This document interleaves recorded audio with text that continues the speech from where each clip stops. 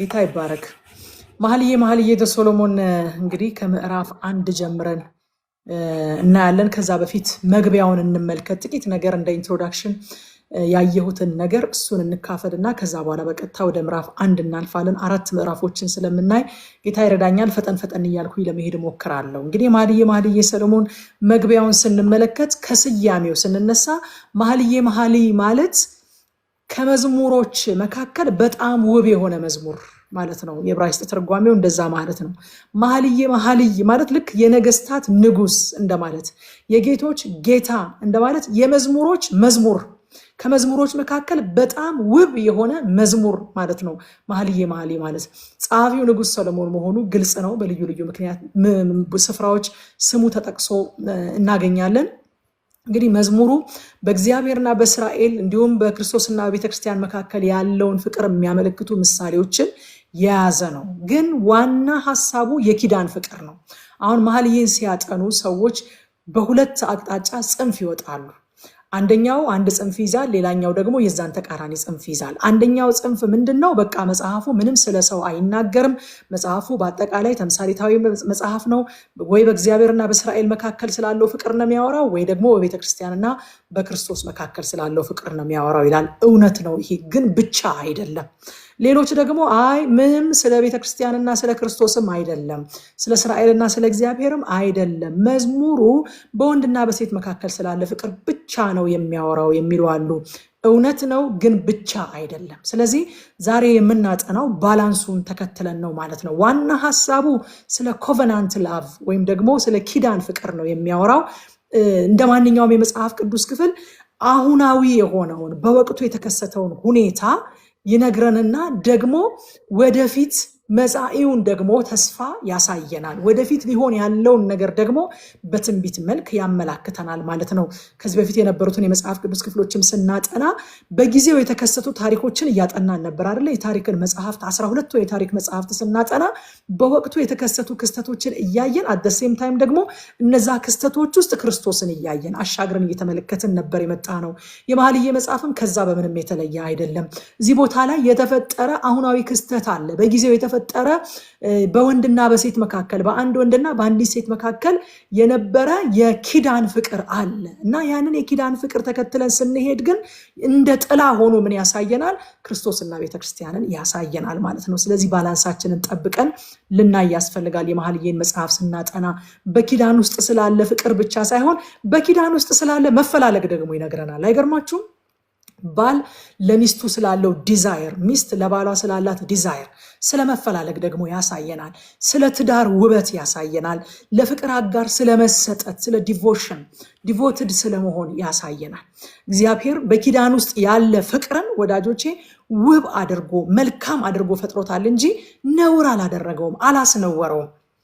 ከትዳር ውጪ ያለውን ነው እንጂ እንደ ነውር ልናየው የሚገባው መፈላለግ በትዳር ውስጥ፣ ፍቅር በትዳር ውስጥ፣ በኪዳን ውስጥ ውብ ነገር ነው፣ መልካም ነው፣ ያማረ ነው፣ ቅዱስ ነው የተባለው። ሁል ጊዜ ሁሉን ነገር በአንድነት ድፍጥጥ አድርጎ እንደው በትዳር ውስጥ ያለውን የተቀደሰውን የተዋበውንም ነገር እንደ ርኩሰት መቁጠር፣ እንደ ዓለማዊነት መቁጠር፣ እንደ ስጋዊነት መቁጠር ወይንም ደግሞ መንፈሳዊ እንዳልሆነ አድርጎ ማሰብ ትክክል እንዳልሆነ ዛሬ መኃልየ መጽሐፍን ስናነብ እንመለከታለን ማለት ነው። ለፍቅር መፈላለግም ሆነ መፋቀር ወገኖቼ እንደ ስጋዊነት መታየት እንደሌለበት የመኃልየ መጽሐፍ ያስተምረናል። ከዚህ ቀደም ብዙዎች ኢንተርቪው ሳደርጋቸው ትልልቅ አባቶች ምናምን ኢንተርቪው ሳደርጋቸው በእኛ ጊዜ እኮ በቃ በጣም መንፈሳዊነትን በተለየ መልኩ በጽንፍ ከመያዛችን የተነሳ ማግባት አለባችሁ ስንባል ራሱ ጌታ ሆይ እንዴት አድርጌ ነው ማገባው? እህቴ እኮ ናት እሷ። እግዚአብሔር ሲናገረን እሷ ሚስትህ ናት ብሎ ሲናገረን፣ እግዚአብሔር በትንቢት ሲናገረን፣ ለልባችን ሲናገረን ጌታ ሆይ እህቴ እኮ ናት ምን ብዬ ነው ማገባት ብለን እናለቀስ ነበረ ብለው ብዙ አባቶች ሲናገሩ ሰምቻለሁ። ለፍቅር መፈላለግ መፋቀር ስጋዊነት፣ ዓለማዊነት ወይንም ደግሞ መንፈሳዊ ያለመሆን ምልክት አይደለም። ንጹህ ይሁን እንጂ በኪዳን የሚታሰር በኪዳን የታሰረ ይሁን እንጂ ምንም መንፈሳዊነትን የሚያስለቅቅ ጉዳይ አይደለም፣ ወይም ደግሞ እንደ ስጋዊ የሚያስቆጥር ጉዳይ አይደለም። በዚህ መጽሐፍ ውስጥ ክርስቶስና ቤተክርስቲያንን የምናገኛቸዋለን ብያቸዋለሁ። ክርስቶስና ቤተክርስቲያን በመኃልየ መኃልይ ውስጥ ምን ይመስላሉ ከተባለ ኤፌሶን ምዕራፍ 5 ከ25 እስከ 26 ሐዋርያው ጳውሎስ የተናገረውን ንግግር ስናገኝ መጀመሪያ ላይ እሱን አንብበን ስንነሳ ክርስቶስና ቤተክርስቲያንን ከመኃልየ መኃልይ መጽሐፍ ውስጥ ማግኘትም ሆነ ማየት መረዳት አይከብደንም ማለት ነው። ሐዋርያው ጳውሎስ እንደዚህ ያለ በኤፌሶን መልእክት ምዕራፍ 5 ከ25 እስከ 26 ባሎች ሆይ ያለ ክርስቶስ ደግሞ ቤተክርስቲያንን እንደወደዳት ሚስቶቻችሁን ውደዱ፣ በውሃ መታጠብና ከቃሉ ጋር አንጽቶ እንዲቀድሳት ስለ እርሷ ራሱን አሳልፎ ሰጠ። ክርስቶስ ቤተክርስቲያንን የወደዳት እንዴት ነው? ባል ሚስቱን እንደሚወድ ነው የወደዳት ማለት ነው። እንዲያውም ባሎች ሚስቶቻቸውን እንዲወዱ የተጠሩበት ጥሪ ወይንም ደግሞ እንዲወዱ የታዘዙበት ፍቅር ክርስቶስ ቤተክርስቲያንን የወደደበት አይነት ፍቅር ነው። እንዴት አድርጎ የወደዳት? በውሃ መታጠብና ከቃሉ ጋር አንጽቶ እንዲቀድሳት ስለ እርሷ ራሱን አሳልፎ እስከ መስጠት ድረስ ወዷታል። አያችሁ፣ አሁን ክርስቶስና ቤተክርስቲያንን እንደ ባልና ሚስት አድርጎ ሐዋርያው ጳውሎስ እዚህ ጋር ስላስቀመጠልን በመኃልየ መጽሐፍ ውስጥ ክርስቶስና ቤተክርስቲያንን ማግኘት አይከብደንም ማለት ነው። ሌላ ቦታ ላይ ደግሞ ራእይ ዮሐንስ ምዕራፍ 19 ቁጥር 9 ላይ ሐዋርያው ዮሐንስ ደግሞ እንዲሁ የክርስቶስና የቤተክርስቲያን ግንኙነት ምን እንደሚመስል በምን እንደተመሰለ ይነግረናል። እርሱም ይላል ወደ በጉ ሰርግ ራት የተጠሩ ብፁዓን ናቸው ብለህ ጻፍ አለኝ። ደግሞም ይህ የእግዚአብሔር እውነተኛ ቃል ነው አለኝ። የበጉ ሰርግ ሙሽራው በጉ ሲሆን ሙሽራይቱ ደግሞ ማናት? ቤተክርስቲያን ናት። የበጉ ሰርግ ስለደረሰ ይላል ራእይ መጽሐፍ ላይ በሌላ ስፍራ የበጉ ሰርግ ስለደረሰ ሙሽራይቱ ሚስቲቱም ራሷን ስላዘጋጀች ደስ ይበለን ይላል። ስለዚህ መጽሐፍ ቅዱስ ነው ክርስቶስና ቤተክርስቲያንን እንደ ባልና ሚስት እንደ ሙሽራና እንደ ሙሽሪት አድርጎ የሳለልን በዛ ተምሳሌት ያስቀመጠልን መጽሐፍ ቅዱስ ስለሆነ የመኃልየ መጽሐፍን ስናጠና እዚያ ውስጥ ስናገኛቸው ግራ አይለንም ማለት ነው። ልጨምርላችሁ ዮሐንስ ወንጌል ላይ ደግሞ ይሄው ዮሐንስ ምዕራፍ 3 ቁጥር 29 ላይ እንደዚህ ብሏል። ዮሐንስ መጥምቁ ነው እዚህ ቦታ ላይ ደግሞ ይሄንን የተናገረው። ሙሽራይቱ ያለችው እሱ ሙሽራ ነው አለ። ሃሌሉያ። ሙሽራይቱ ማናት? ቤተክርስቲያን። ሙሽራይቱ ያለችው እሱ ሙሽራ ነው። ቆሞ የሚሰማው ሚዜው ግን በሙሽራው ድምፅ እጅግ ደስ ይለዋል። እንግዲህ ይህ ደስታዬ ተፈጸመ አለ መጥምቁ ዮሐንስ። ስለዚህ ቤተክርስቲያንና ክርስቶስን ኤፌሶን ላይ ሐዋርያው ጳውሎስ ባልና ሚስት ይላቸዋል። ራእይ ላይ ሐዋርያው ዮሐንስ ሙሽራና ሙሽሪት ሰርግ እንደተዘጋጀ አድርጎ ያሳየናል። ወንጌል ላይ ደግሞ ዮሐንስ ወንጌል ላይ ደግሞ መጥምቁ ዮሐንስ ሙሽራው ያለው ሙሽራይቱ ያለችው እሱ ሙሽራ ነው ብሎ እንዲሁ እንደ ሙሽራ ያስቀምጥልናል። የመኃልየ መጽሐፍ እንግዲህ በግልጽ የተጻፈው ቅድም እንዳልኩት በወንድና በሴት መካከል ስላለ የኪዳን ፍቅር ነው። ግን ደግሞ ያም ሆኖ ዘመን ተሻጋሪ መልእክትም ደግሞ በውስጡ አለው። እንደ ጥላ ሆኖ ያገለግላል። እንደ የትኛውም የብሉይ ኪዳን መጽሐፍ እንደ ጥላ ሆኖ ደግሞ ያገለግለናል ማለት ነው።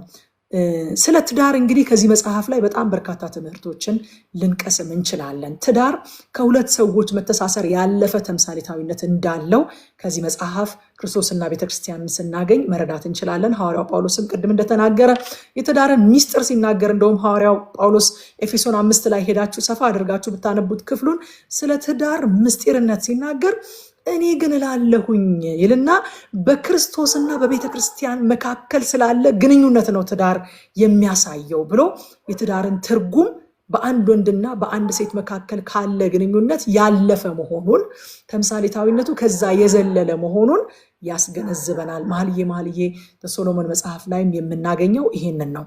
እንግዲህ ብዙ ሰዎች የመኃልየ መጽሐፍ ያልተለመደ አጻጻፍ ስላለው አያነቡትም፣ አልፈውት ነው የሚሄዱት። ሊያጠኑትም የሚያፍሩ ሰዎች አሉ። ግን ምንም የሚያሳፍር ነገር የለም። እግዚአብሔር እያንዳንዱ በመጽሐፍ ቅዱስ ያጻፈልንን ነገር ለትምህርታችን ተጽፏል ይላል መጽሐፍ ሲናገር። ለትምህርታችን መኃልየ ለትምህርታችን ተጽፏል።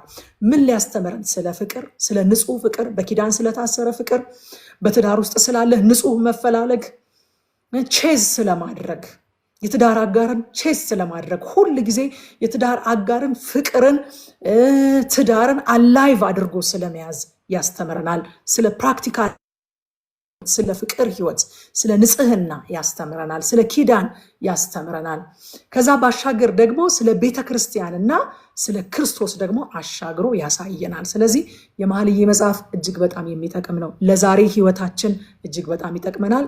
ደግሞ ክርስቶስና ቤተክርስቲያንን አሻግረን ስናይ ለመንፈሳዊ ህይወታችንም ይጠቅመናል። ስለዚህ ለሁለቱም ህይወት ነው የሚጠቅመን።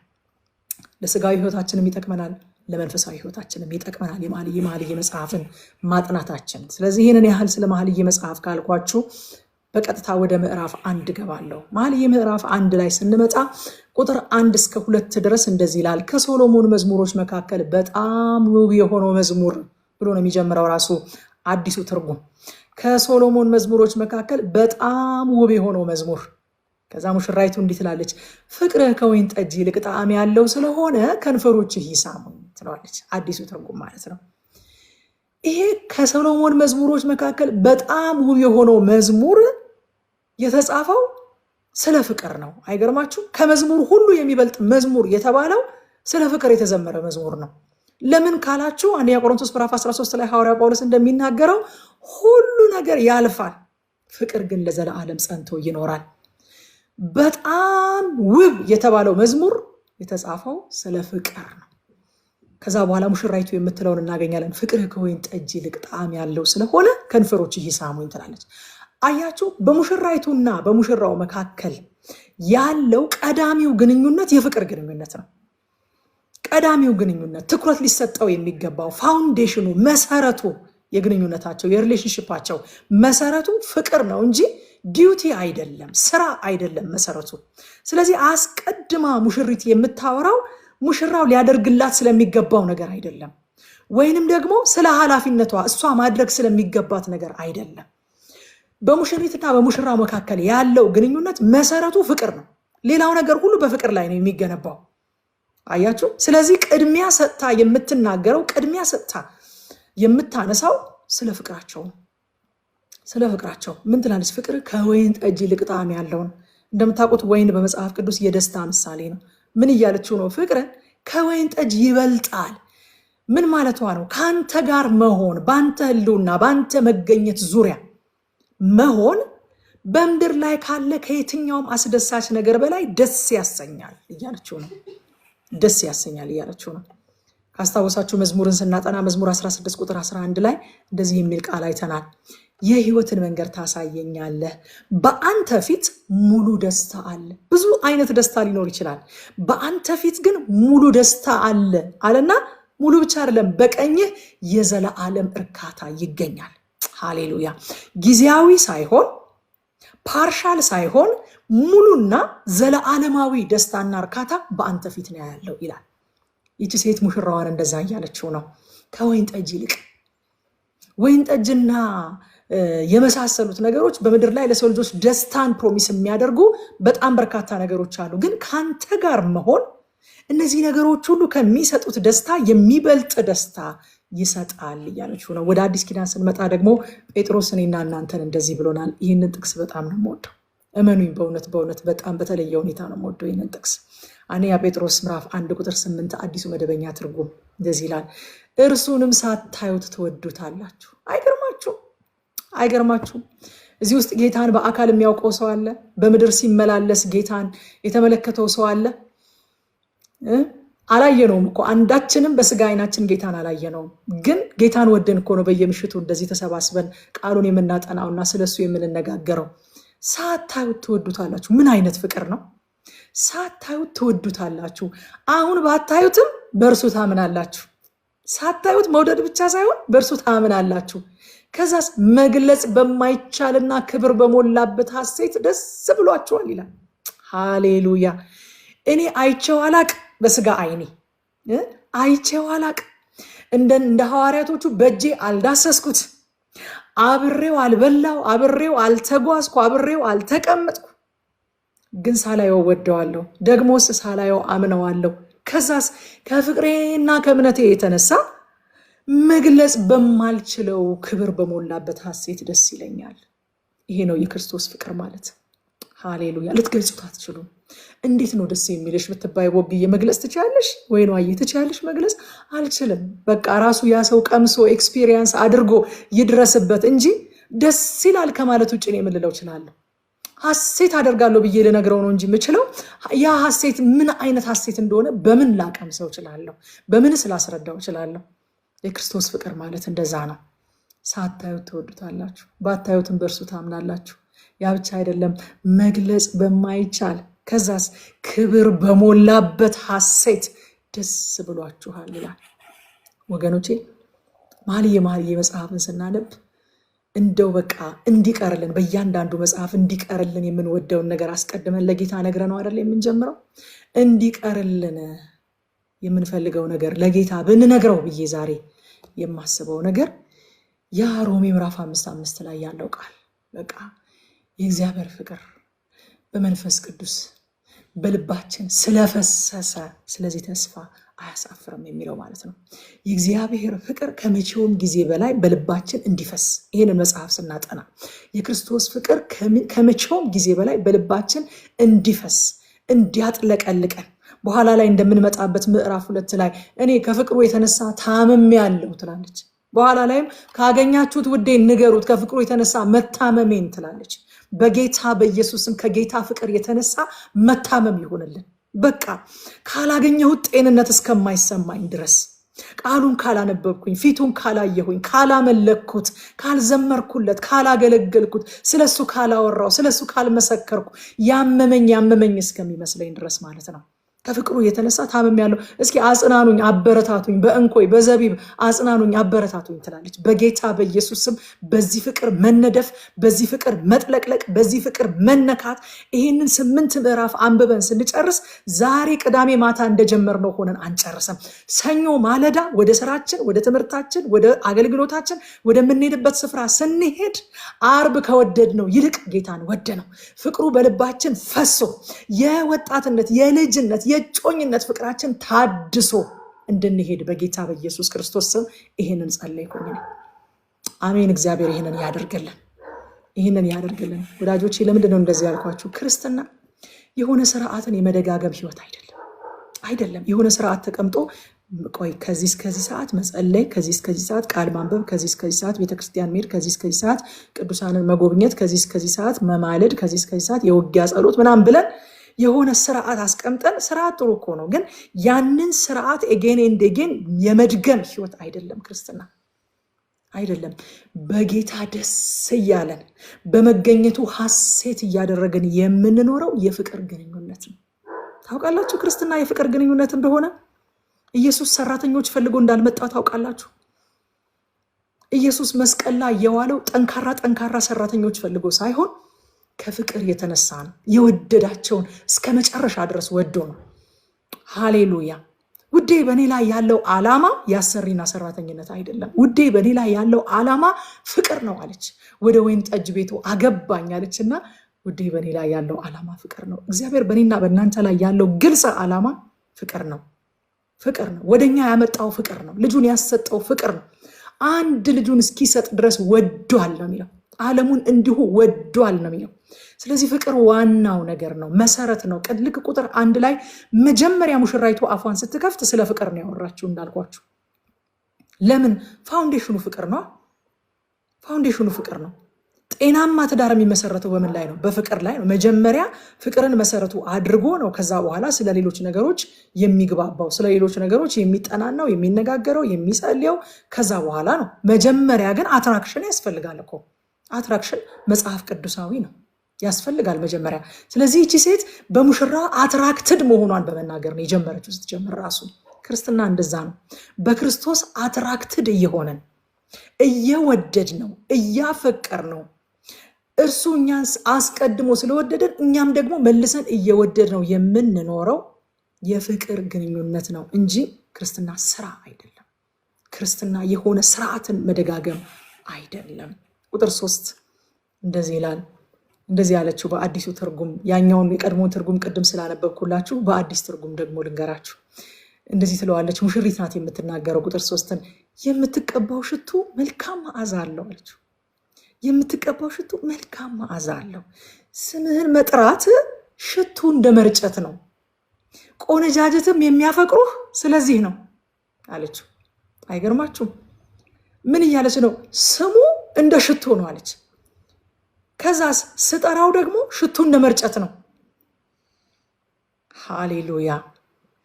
አይገርማችሁም? የኢየሱስ ስም እንደ ሽቱ ነው። ካልጠራ ነው ግን አይሸትም። አይገርምም? የተሰጠን እንድንጠራው ነው። ለካ ሽቱ ብልቃጥ ውስጥ ቁጭ ብሎ የሚያመጣው ለውጥ አለ? የቤቱን መዓዛ ያሳምራል? የኛን መዓዛ ይቀይራል? ብልቃት ውስጥ ቁጭ ብሎ አይቀይርም። ስምህ እንደ ሽቱ ነው አለችና ስምህን መጥራት ደግሞ ሽቱን እንደ መርጨት ነው። ቆነጃጀትም የሚያፈቅሩ ስለዚህ ነው አለች። የኢየሱስ ስም እንደ ሽቱ ነው። ስንጠራው ሽቱውን እንደ መርጨት ነው። ያ ሽቶ ደግሞ የሚገርማችሁ አሁን እኛ ፊዚካሊ የምንቀባው ሽቶ ለክፉም ሰው ለደጉም ሰው አንድ አይነት ጠረን ነው የሚሰጠው። አንድ አይነት መዓዛ ነው የሚሰጠው አይደለም። አንዱ ሌላው ሌላ አያሸትም። ተቀብቼ ወጣሁትን ሽቶ ሁሉም ሰው አንድ አይነት ሽቶ ነው የሚያሸተው። ይሄ የኢየሱስ ስም ግን ስንጠራው የሚገርማችሁ ነገር ልዩ ልዩ መዓዛ ነው የሚሰጠው። ምን አይነት? ለሚድኑት የህይወት ሽታ፣ ለሚጠፉት ደግሞ የሞት ሽታ ይሆናል ይሄ ስም ማለት ነው ስንጠራው። ሃሌሉያ ሃሌሉያ። ለጠላታችን ውርደት ይሸተዋል ይሄንን ስም ስንጠራ። ሽንፈት ይሸተዋል ይሄንን ስም ስንጠራ። ለታመሙትስ ፈውስ ይሸታቸዋል ይህንን ስም ስንጠራ። ለታሰሩትስ ነፃነት መፈታት ይሸታቸዋል ይህን ስም ስንጠራ። ለሚድኑት ህይወት ይሸታቸዋል ይህንን ስም ስንጠራ። የሚያስፈልገውን መዓዛ የሚሰጥ ልዩ ሽቶ ነው ይሄ ስም። በጠራነው ቁጥር ያንን ሽቶ እየረጨን ነው። ከዚህ ቀን ጀምሮ በጌታ በኢየሱስ ክርስቶስ ማይንድ ሴታችን እንደዚህ የተቃኘ ይሁን። የኢየሱስ ስም እንደው ዝም ብሎ መቀለጃ አይደለም፣ እንደ ሽቱ ነው። ስፔሻል ሽቱ ስንጠራው ያንን ሽቱ እየረጨን ነው። ያ ሽቱ ደግሞ ለሚድኑት የህይወት መዓዛ፣ ለሚሞቱት ለሚጠፉት ደግሞ ለክፉዎች ደግሞ የሞትን ሽታ የሞትን መዓዛ ነው የሚሰጠው ማለት ነው። ሌላው ሽቱ የመልካም ዝና ወይንም ደግሞ የሬፑቴሽን ተምሳሌትም ነው። የኢየሱስ ስም መልካምና ተወዳጅ፣ መልካም ነው ደግሞ ተወዳጅ። ቁጥር 4 ላይ እንደዚህ ይላል። ሙሽሪት ናት አሁንም የምትናገረው። እጄን ይዘህ ሳበኝ አለችው። ዋው! እጄን ይዘህ ሳበኝ፣ አብረን እንሩጥ፣ ንጉሱ ወደ እልፍኙ አስገባኝ፣ በዚያም አብረን ደስ ይለናል። ፍቅርህ ከወይን ጠጅ ይልቅ ያስደስታል፣ ስለዚህ ቆነጃጅት ሁሉ ያፈቅሩሃል ትለዋለች። አሁንም በድጋሚ ቀደምን ብላለች፣ ቆነጃጅት የሚያፈቅሩ ስለዚህ ነው ብላለች ቀደም። አሁንም ቆነጃጅት ሁሉ እጅግ ያፈቅሩሃል ትለዋለች። ይሄ አዲሱ ትርጉም ነው። አዲሱ መደበኛውን ደግሞ ላንብብላችሁ። እንደዚህ ትላለች አዲሱ መደበኛ ላይ ደግሞ፣ ይዘኸኝ ሂድ፣ እንፍጠን፣ ንጉሱ ወደ እልፍኞቹ አምጥቶኛል፣ በአንተ ደስ ይለናል፣ ሐሴትም እናደርጋለን፣ ከወይን ጠጅ ይልቅ ፍቅርህን እንወድሳለን። አንተን እንደዚህ ማፍቀራቸው ትክክል ነው። ይቅድም ወይኗዬ እየተናገረች ይህንን እያነበብኩኝ በቃ በመሃል ሃሌሉያ እያልኩኝ ነበረ። ኮፒ ሊንክ አድርጉ እያለች እሷ፣ እኔ በዚህ ጥቅስ በጣም እየተነካሁኝ ነበረ። በቁጥር 4 ማለት ነው። አይገርማችሁ? ጌታን እንደዚህ ማፍቀራችን ትክክል ነው። በቃ አንተን እንደዚህ ማፍቀራቸው ትክክል ነው ትላለች። ትክክል ነው። ከወይን ጠጅ ይልቅ ፍቅርህን እንወድሳለን። ምን እያለን? ፍቅርህ ከወይን ጠጅ ይበልጣል እያለን እንወድሳለን። ቆነጃጀት አንተን እንደዚህ ማፍቀራቸው ትክክል ነው። ግን ስትጀምር ምን ብላን የጀመረችው? ይዘኸኝ ሂድ ሳበኝ ብላን የጀመረችው። ይዘኸኝ ሂድ ሳበኝ። አያችሁ? ሮጬ እደርስብሃለሁ አትለውም። እጅህን ይዘህ ሳበኝ፣ ይዘኸኝ ሂድ ነው የምትለው። መጽሐፍ ሲናገር እሱ አስቀድሞ ስለ ሳበን ነው እኛ ወደ እሱ የመጣ ነው። ሙሽራው አስቀድሞ ሊስባት እንደሚገባ ሙሽሪት ታውቃለች። አይገርማችሁ? ሳበኝ ካንተ በኋላ እንሮጣለን የምትለው። ግዴ ለምን ይደርስብሃለሁ አትለው።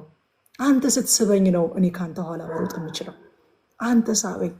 ዮሐንስ ወንጌል ምዕራፍ 6 ቁጥር 44 ላይ ጌታ እንደዚህ ያለ፣ የላከኝ አብ ካልሳበው በቀር ማንም ወደ እኔ መምጣት አይችልም፣ እኔም በመጨረሻ ቀን አስነሳዋለሁ አለ። ሙሽሪት ሙሽራው ካልሳባት ልትሮጥ አትችልም። ሙሽራው ካልሳባት ልትደርስበት አትችልም። ወዳጆቼ እሱ ካልሳበን መሮጥ አንችልም። እሱ ካልሳበን ልንደርስበት አንችልም። ስለዚህ ይሄ የዘወትር ጸሎታችን ሊሆን ይገባል። አብ ከሳበው በቀር ወደ እኔ የሚደርስ የለም ይላል። ይሄ መሳብ ደግሞ የአንድ ቀን ብቻ አይደለም። መጀመሪያ ላይ የምንሳበው ብቻ አይደለም፣ በየቀኑ ሊስበን ይገባል። ምክንያቱም በየቀኑ ወደኋላ የሚጎትት ነገር አለ በየቀኑ ሊያዘገየን የሚፈልግ በየቀኑ ከሙሽራችን ሊሰርቀን የሚፈልግ በየቀኑ ሐዋርያው ጳውሎስ አንደኛ ቆሮንቶስ ምዕራፍ 11 ላይ እንደተናገረው ልባችንን ከሙሽራችን ሊያሸፍት የሚፈልግ ለክርስቶስ ከሚሆን ንጽህና እንደ አንዲት ድንግል እኔ አጭቻችኋለሁኝ አለ። ግን ደግሞ እባብ በተንኮሉ ሔዋንን እንዳሳታት ለክርስቶስ ከሚሆን ንጽህና እንዳትጎሉብኝ ወደኋላ እንዳትሳቡብኝ ደግሞ እፈራለሁ አለ። በየቀኑ ለክርስቶስ ከሚሆን ንጽህና ላጨን ለሙሽራችን ከሚሆን ንጽህና ሊያጎድለን ወደኋላ የሚጎትተንና የሚስበን ነገር ስላለ የየዕለት ጸሎታችን ምን ሊሆን ይገባል? ሳበኝ፣ ከአንተ ኋላ ሮጣለሁ፣ ሳበኝ፣ እፈጥናለሁ፣ ሳበኝ፣ ወደ አንተ እጠጋለሁ፣ አንተ ካልሳብከኝ አልችልም አለችው። አብ ከሳበው በቀር ወደ እኔ የሚቀርብ የለም እንዳለ ጌታ ማለት ነው። ዮሐንስ ወንጌል አንደኛ ዮሐንስ መልእክት ምዕራፍ 4 ቁጥር 19 ላይም ዮሐንስ እንደዚህ አለ፣ እሱ አስቀድሞ ወዶናል፣ እኛ ደግሞ እንወደዋለን አለ። ሙሽራው አስቀድሞ ስለወደደን ነው እኛ የምንወደው። በራሳችን ፍቅር አይደለም የምንወደው፣ በተወደድንበት ፍቅር ነው መልሰን የምንወደው። ያለው አንድ ፍቅር ነው። ያ ፍቅር አጋፔ ፍቅር ይባላል ወዳጆቼ። ያ ፍቅር እግዚአብሔር አብ ልጁ ኢየሱስ ክርስቶስን የወደደበት፣ ልጁ ኢየሱስ ክርስቶስ ነፍሱን እስከ መስጠት ድረስ እኛን የወደደበት፣ እኛ ደግሞ መልሰን እግዚአብሔርን የምንወድበት፣ ጌታን የምንወድበት፣ እሱ አስቀድሞ ስለወደደን በዛ ፍቅር ነው መልሰን የወደድነው። እኛ እንደ መስተዋት ነን። መስተዋት የራሱ ኢሜጅ የለውም፣ ያየውን ነው መልሶ የሚያንጸባርቀው። እሱ ወደደን፣ የእሱን ፍቅር አየንና የእሱ ፍቅር ሲገባን መልሰን ያንን ፍቅር አንጸባረቅን። እሱ አስቀድሞ ወዶናልና እኛ ደግሞ እንወደዋለን። እኛ ፊት ለፊቱ ሄደን ቆመናልና ያ መስታወት የእኛን መልክ መልሶ ያሳየናል። እሱ አስቀድሞ ወዶናልና እኛም ያንን ፍቅር መልሰን እናንጸባርቃለን። ጌታ ይባረክ። አንድ ጊዜ ስቦኛል፣ አንድ ጊዜ ድነናል ብለን የምናቋርጠው ጸሎት አይደለም። ልባችንን በየዕለቱ ሊስበው ያስፈልጋል። አእምሯችንን በየዕለቱ ሊስበው ያስፈልጋል። ዲዛይራችንን መሻታችንን በየዕለቱ ሊስበው ያስፈልጋል። በየዕለቱ ወደ ራሱ እንዲስበንና እንዲያስጠጋን ልንጸልይ ልንጠይቀው ያስፈልጋል ማለት ነው። እሱ ካልሳበን አንደርስበትም። ቁጥር 5 እስከ 6 ድረስ እንደዚህ ይላል። እናንተ የኢየሩሳሌም ቆነጃጅት ሆይ ስሙኝ፣ እኔ ጥቁር ነኝ፣ ይሁን እንጂ ውብ ነኝ። የመልኬ ጥቁረት እንደ ቄዳር ድንኳን ነው፣ ውበቴ ግን እንደ ሶሎሞን ቤተ መንግስት መጋረጃ ነው። መልኬን ያጠቆረው የፀሐይ ቃጠሎ ነው። ስለዚህ ጥቁር በመሆኔ አትናቁኝ። የእናቴ ልጆች የሆኑ ወንድሞቼ ስለተጣሉኝ የወይን ተክል ጠባቂ ያደረጉኝ። ስለዚህ የግሌ የወይን ተክል ለመጠበቅ ጊዜ አልነበረኝም ይላል አዲሱ ትርጉም። አያችሁ፣ የሙሽሪት ንግግር ነው ይሄ። ሙሽሪት ናት የምትናገረው። እናንተ የኢየሩሳሌም ቆነጃጀት ስሙኝ፣ እኔ ጥቁር ነኝ አለች፣ ይሁን እንጂ ውብ ነኝ። አያችሁ፣ ስለ ራሷ ያላት አመለካከት ወይም ስለ ውበት ያላት ትርጓሜ ከውጭ ማንነት አይነሳም። ጥቁር ነኝ፣ ይሁን እንጂ ውብ ነኝ። ጥቁር መሆኗን አልካደችም። አት ሴም ታይም ደግሞ ውብ አይደለሁም ብላ አታስብም። ጥቁር ነኝ፣ ይሁን እንጂ ውብ ነኝ። ሁኔታውን አልክድም፣ ግን ደግሞ ውብ ነኝ ከማለት አልገደብም። ከዛስ የላይፍ ስትራግል እንዳለባትም አትክድም። የፀሐይ ቃጠሎ፣ የኑሮ ውጣ ውረድ ያጎሳቆለው መልክ ነው ያለኝ፣ ግን ደግሞ ሰሎሞን ይወደኛል። ሃሌሉያ። መወደዷን ደግሞ ትተማመናለች። አይገርማችሁ? ይወደኛል፣ ቆንጆ ነኝ፣ ለሱ ይወደኛል ትላለች። ተንገላትቻለሁ፣ ተጎሳቆያለሁ፣ ጥቁር ነኝ፣ ግን ሙሽራዬ ይወደኛል ትላለች። ወዳጆቼ፣ ክርስቶስ የወደደን ከነ ጉስቁልናችን ከነ ችግራችን ነው፣ ከነ ድካማችን ነው። ሮሜ ምዕራፍ 5ን በጣም የምወደው የመጽሐፍ ቅዱስ ክፍል እንደሆነ ከዚህ ቀደም ነግራችኋለሁኝ ስናጠና። ከቁጥር 8 ላይ እንደዚህ ይላል፣ ነገር ግን ገና ኃጢአተኞች ሳለን ክርስቶስ ስለኛ ሞቷል፣ እግዚአብሔር ለኛ ያለውን የራሱን ፍቅር ያስረዳል ይላል። ይህንን ምዕራፍ 5ን ሄዳችሁ በደንብ ብታነቡት ሮሜ ምዕራፍ 5ን ኃጢአተኛ ሳለን ብቻ አይደለም የሚለው፣ ጠላቶች ሳለን፣ ኃጢአተኞች ሳለን፣ ሙታን ሳለን፣ ደካሞች ሳለን። አይገርማችሁ? ዛሬ ደርሰን እግዚአብሔር በጣም ውብ ስለሆነን፣ በጣም ብርቱ ስለሆነን፣ በጣም ቅዱስ ስለሆነን፣ በጣም ጎበዞች ስለሆነን የወደደን ስናስመስል በጣም ይገርመኛል። እግዚአብሔር ሲወደን የነበርንበት ሁኔታ ምን አይነት ነው ከተባለ እነዚህ 4 ነገሮች ሁሉ ጊዜ ያስደንቁኛል። እኔ 4ቱን ነገሮች ጽፌ ነው የሸመደድኳቸው። ሙታን ሳለን፣ ኃጢአተኛ ሳለን፣ ደካማ ሳለን፣ ጠላቶች ሳለን። ከሁሉ የሚገርመኝ ደግሞ ይህንን ማን ይወዳል ወዳጆቼ? ሐዋርያው ጳውሎስ እነዚህን ሁሉ አይክድም። ነበርን፣ ግን እግዚአብሔር ወደደን። እንደዚህ አይነት ኮንዲሽን ላይ ሆነን እኛን መውደዱ እሱ ራሱ ለኛ ያለውን ፍቅር ነው የሚያስረዳው። ሌላ ምንም ኤክስፕላኔሽን የለውም። ምንም ኤክስፕላኔሽን የለውም። ምንም የሚወደድ ማንነት አልነበረንም። ይሄ የሚያስረዳው እግዚአብሔር ለኛ ያለውን የራሱን ፍቅር ይላል። አይገርማችሁም? የራሱን ፍቅር ነው የሚያስረዳው ይላል። ጸጋን መረዳት ማለት ሳንችል ሳይገባን መወደዳችንን እርግጠኛ መሆን ማለት ነው። ይቺ ሴት ጥቁር ነኝ አለች፣ ተጎሳቁያለሁ፣ ፀሐይ አቃጥሎኛል፣ ግን ሙሽራዬ ይወደኛል። ሃሌሉያ ሃሌሉያ። ኢየሱስ ይወደኛል ለማለት ድካማችንን መካድ ወይንም ማለባበስ ወይንም መሸፋፈን አይጠበቅብንም። አስደናቂ የሚያደርገው እኮ የሱን ፍቅር ይሄ ነው። አንቺ እኮ እንደዚህ አይነት ሰዎች ደግሞ ኢየሱስ ይወደኛል ስትይ አታፍሪም? አይገርማችሁም? እንደው አትደነቁም? የሚገርመኝ እኔስ እሱ አይደል? የሚያዘምረኝ እሱ አይደል? እንዳገለግለው የሚጎተጉተኝ የሚወተጉተኝ እሱ አይደል? እንድወደው የሚያደርገኝ እሱ አይደል? እንዳምነው የሚያደርገኝ እሱ አይደል? ምንም የሚወደድ ነገር ሳይኖረኝ እኔን መውደዱ ይወደኛል ብዬ የምናገረው እኔም እየገረመኝ ነው፣ እኔም እየደነቀኝ ነው። እስከ 8 ድረስ እንደዚህ ይላል።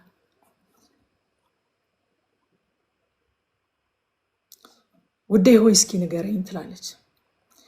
የበጎችህን መንጋ የምታሰማራው የት ነው? በቀትርስ ጊዜ እረፍት ያገኙ ዘንድ እንዲመሰጉ የምታደርገው የት ነው? አንተን በመፈለግ የጓደኞችህን መንጋ በመከተል ፊቷን እንደሸፈነች ሴት የምቅበዘበዘው ለምንድን ነው? እዛ ሙሽራው አንቺ ከሴቶች ሁሉ ያማርሽ ውብ ሆይ ቦታውን የማታውቂ ከሆነ የበጎቹን ዱካ ተከትለሽ ሂጂ፣ የፍየል ግልገሎችሽንም በረኞቹ ድንኳን አጠገብ አሰማሪ ይላታል። አያችሁ፣ ሴት ያለማቋረጥ ያለመታከት ሙሽራዋን ትፈልጋለች። እስኪ ንገረኝ፣ በጎችን መንጋህን የምታሰማራው ወዴት ነው? በቀትርስ ጊዜ እረፍት እንዲያገኙ እንዲመስጉ የምታደርጋቸው የት ነው ትላለች። ያለማቋረጥ ሙሽራዋን ትፈልጋለች። ሙሽሪት ሙሽራዋን መፈለጓ ሊሆን የሚገባውና ናቹራል ተፈጥሯዊ ነው ወዳጆች። ያለማቋረጥ ሙሽራዋን ትፈልጋለች። ወገኖቼ ስለ ሙሽራችን በሩቅ ለማወቅ ሳይሆን ከእርሱ ጋር በመሆን እርሱን ለማወቅ እንድንጠማ ኤክስፔክትድ ነው። እስኪ ንገሩኝ ስለ ሙሽራዬ አይደለም የምትለው፣ የት ነው የሚያሰማራው? ራሱን ላገኘው ነው የምፈልገው። ስለ እሱ ኢንፎርሜሽን መሰብሰብ አይደለም የምፈልገው። መረጃ እንድትሰጡኝ አይደለም የምፈልገው። ራሱ የሚያሰማራበት ቦታ መሄድ ነው የምፈልገው። እኔ ካልሆነስ ምን ሆናለሁ አለች ካላገኘሁት። የጓደኞችን መንጋ በመከተል ፊቷን እንደሸፈነች ሴት የምቅበዘበዘው ለምንድን ነው? አንተን አጥቼ እኮ ነው። አያችሁ፣ ሙሽራዋን ያላገኘች ነፍስ ተቅበዝባዥ ነው የምትሆነው። ከጓደኞቼ መንጎች ጀርባ ስለምን እቅበዘበዛለሁ? ሳልረካ ለምን እኖራለሁ? ፊቷን እንደሸፈነች ሴት ለምን ሆናለሁ? ፊቷን የሸፈነች ሴት ማለት ጋለሞታ ሴት ማለት ናት። ካስታውሳችሁ ከያዕቆብ ልጆች ከእስራኤል ልጆች አንዱ የሆነው ይሁዳ ያችን ትዕማርን ልጁን ከዳረላት በኋላ ልጁ እሷን አግብቶ ሲሞት ደግሞ ዘር እንዲተካለት ሌላኛውን ልጁን ዳረላት። ያኛውም ደግሞ እሷን ካገባ በኋላ ሲሞት ታናሽ ልጁን ለእሷ ለመዳር ፈራ። እቺ ሴት ያገባት ሁሉ ይሞታል ብሎ ፈራና ልጄ ገና ልጅ ነውና ለትዳር ሲደርስ እድርሻለሁኝ፣ ሂጂና በቤትሽ ተቀመጪ ብሎ በቤቷ አስቀመጣትና በቃ ሳትወድ በግዷ ጋለሞታ ሆና በቤቷ ተቀመጠችና ይቺ ሴት አንድ ቀን ይሁዳ በጎቹን ሊሸልት እንደሚወጣ ስትሰማ ጋለሞታ መስላ ተሸፋፍና ይላል አይደለ? ጋለሞታ እንደዛ ነው የምትወጣው። ተሸፋፍና በመንገድ ዳር ተቀመጠችና ብቻ ከይሁዳ ጋር እንደምንም ብላ አደረችና ለመያዣ የጣቱን ቀለበትና የእጁን በትር ወሰደችበት። በግ እልክልሻለሁ የዛን ጊዜ ትልኪልኛለሽ አላት። በኋላ ላይ ግን በጉን ሲያስልክ እዚህ ቦታ ላይ ተሸፋፍና ተቀምጣ የነበረች ጋለሞታ የት ሄደች ብሎ ሲጠይቅ እዚህ ስፍራ ላይ ጋለሞታ የምትባል አልነበረችም፣ ተሸፋፍና የተቀመጠች ሴትም የለችም አሉት። የጋለሞታዎች መገለጫ ነው ተሸፋፍኖ መቀመጥ። ባል የሌላቸው የራሳቸው የሆነ ትዳር፣ የራሳቸው ሙሽራ፣ የራሳቸው እጮኛ የሌላቸው ጋለሞታዎች ናቸው ተሸፋፍኖ የሚቀመጡት። ውዴ ሆይ የት እንደምታሰማራ ካልነገርከኝ፣ በቀትር ጊዜ በጎችህ እንዲመስጉ የምታደርግበትን ቦታ ካላሳወቅከኝ፣ ነፍሴ አንተን ካላገኘች የራሷ እርካታ፣ የራሷ ህይወት፣ የራሷ ትዳር፣ የራሷ ሙሽራ እንደሌላት ጋለሞታ ከጓደኞች መንጎች ጀርባ ፊቴን ሸፍኜ እኮ ተቅበዝባዥ ሆኜ መቅረቴ ነው። ተቅበዝባዥ ሆኜ መቅረቴ ነው። የሌሎችን የመመኝ የማመነዝር ሆኜ መቅረቴ ነው ብላ ትለዋለች። ከዛ ሙሽራው እንደዚህ የበጎቹን ዱካ ተከተለሽ ሂጂ ይላታል። እንዴት እንደወደድኩት ይህን ቃል። ለምን እረኛው ያለው በጎቹ ባሉበት። ትፈልጊዋለሽ እረኛውን? አዎ፣ የበጎቹን ዱካ ተከተለሽ ሂጂ አላት። ጌታ ምን ብሏል? ማቴዎስ ወንጌል ምዕራፍ 18 ቁጥር 20 ላይ በጥቅስ ራሱ ቃሉን ይስበከው። 2 ወይም 3 በስሜ በሚሰበሰቡበት በዚያ በመካከላቸው ሆናለሁ ብሏል። በጎቹ እረኛው ባለበት ብቻ አይደለም በጎቹ የሚሰበሰቡት፣ በጎቹ ባሉበት እረኛው አለ። 2ም 3ም በስሜ በሚሰበሰቡበት በዚያ አለሁ ብሏል። ስለዚህ እረኛውን ልታገኘው ትፈልጊያለሽ አላት። አዎ፣ የበጎቹን ዱካ ተከትለሽ ሂጂ፣ አታጨውም አላት። ሃሌሉያ! ቅዱሳን ባሉበት ቦታ የጌታ መገኘት አለ። it is promised። ጌታ ራሱ ነው ኪዳን የገባው።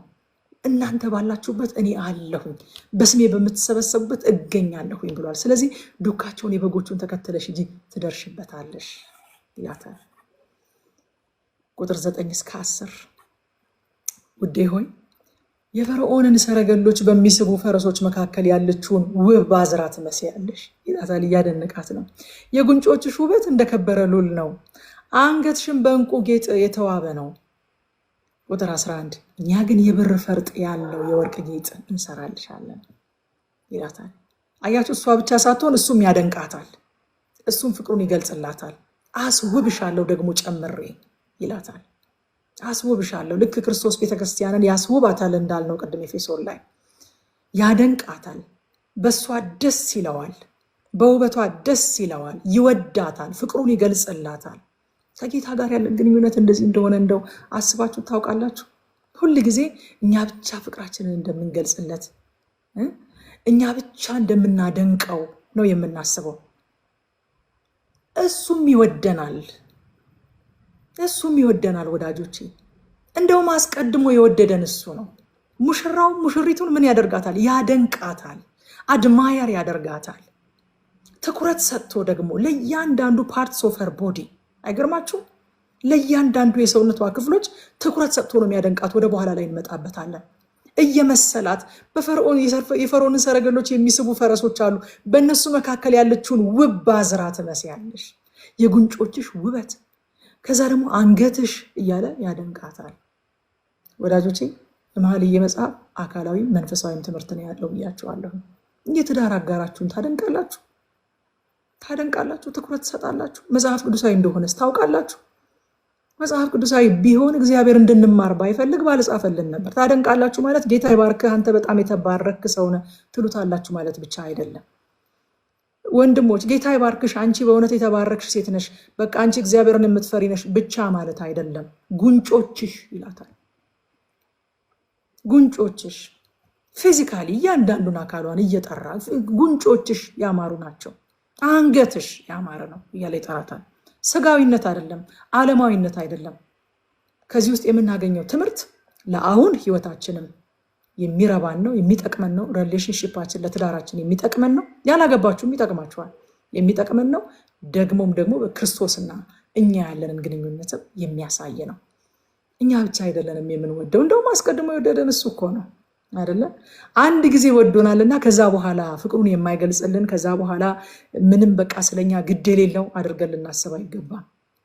እሱ የሃይማኖተኛ ሰዎች ትዳር ነው።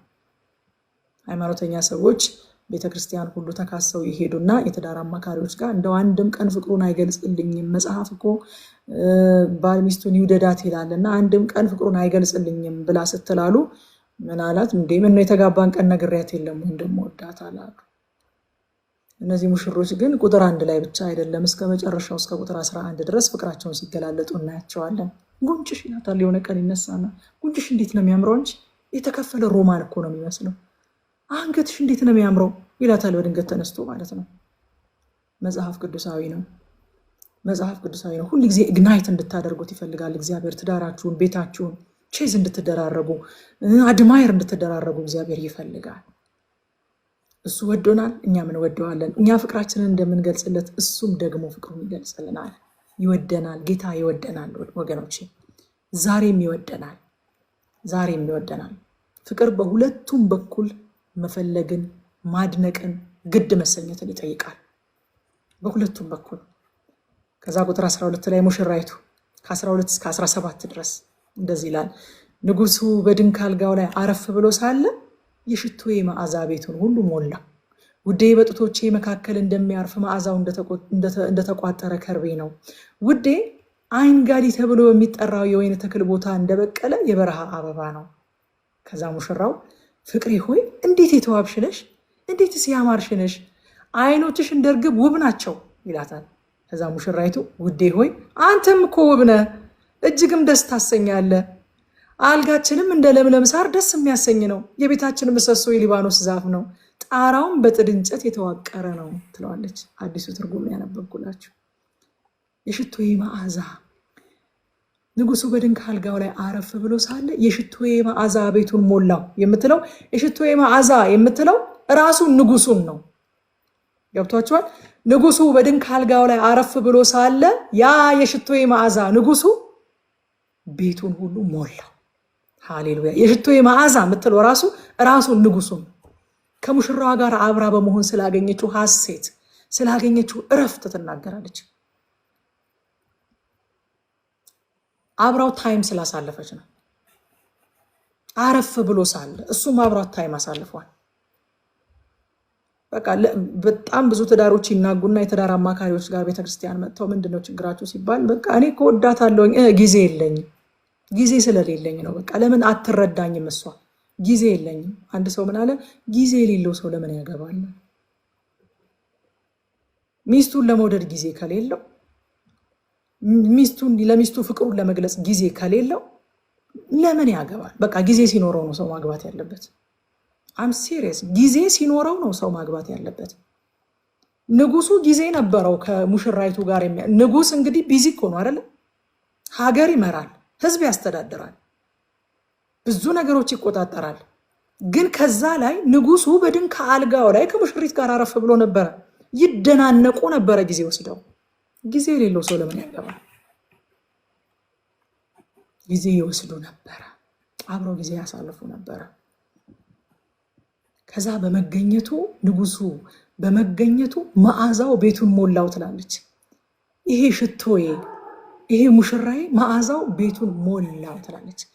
የጌታ መገኘት ሙሽሪት ብቻ የምታውቀው መዓዛ አለው አይደለ? ጌታ ሲገኝ አታውቁትም? ታውቁታላችሁ። መዓዛውን እኮ አለው። በቃ ሙሽሪት ብቻ የምታውቀው። ንጉሱ በዛ በመገኘቱ እኮ ሌሎች ሰዎች ሴም ቲንግ አይደለም ፊልም የሚያደርጉት። ለእሷ ብቻ የሚታወቃት መዓዛ አለው።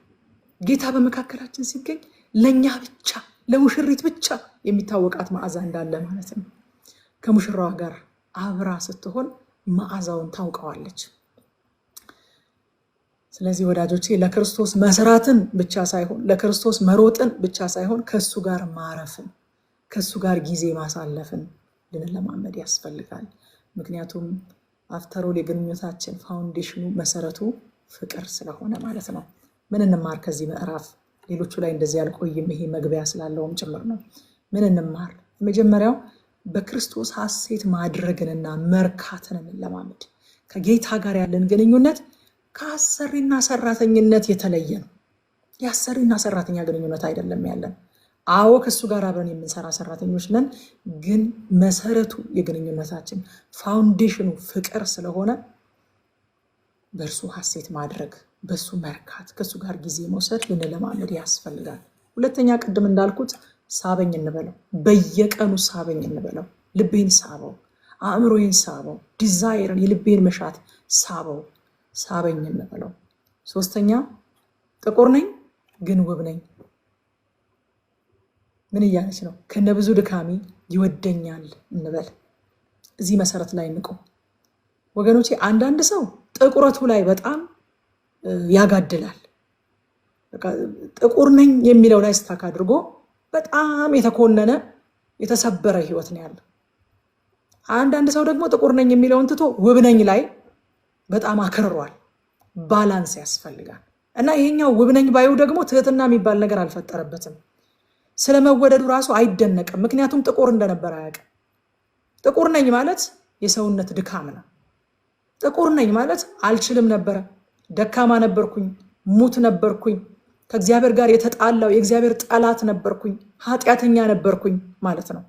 ጥቁር ነኝን ልንረሳ አያስፈልግም። ጴጥሮስም ያለፈው ኃጢአቱን ይቅር መባሉን የሚረሳ ሰው እውር ነው የሚለው። ጥቁር ነኝ ሊረሳ አይገባም። ትሁት ያደርገናል። ውብ ነኝም ሊረሳ አይገባም። ወዳጆቼ የተኮነነና የእግዚአብሔርን ፍቅር እውቅና የማይሰጥ ህይወት እንዲኖረን ያደርጋል። ስለዚህ ሁለቱን ባላንስ አድርጎ መያዝ ያስፈልጋል። ጥቁር ነኝ ግን ገስዋት ውብ ነኝ፣ ለኢየሱስ ውብ ነኝ፣ ኢየሱስ ይወደኛል የሚል አመለካከት ልንይዝ ያስፈልጋል። አራተኛ ከዚህ መጽሐፍ የምንማረው ከዚህ ምዕራፍ የምንማረው ተቅበዝባዥ እንዳንሆን ዕለት ዕለት መገኘቱን እንፈልግ።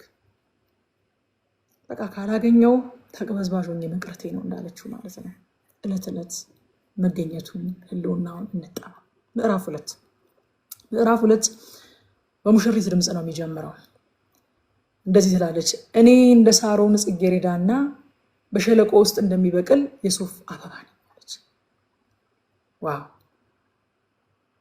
ከሸለቆ ውስጥ ከዝቅተኛና ከማይመች ስፍራ የምወጣ አበባ ነኝ አለች። እኔ እንደ ሳሮን ጽጌረዳና በሸለቆ ውስጥ በማይመች ሁኔታ ውስጥ እንደሚበቅል የሱፍ አበባ ነኝ። ይሄ እኮ የእግዚአብሔር ባህሪ ነው።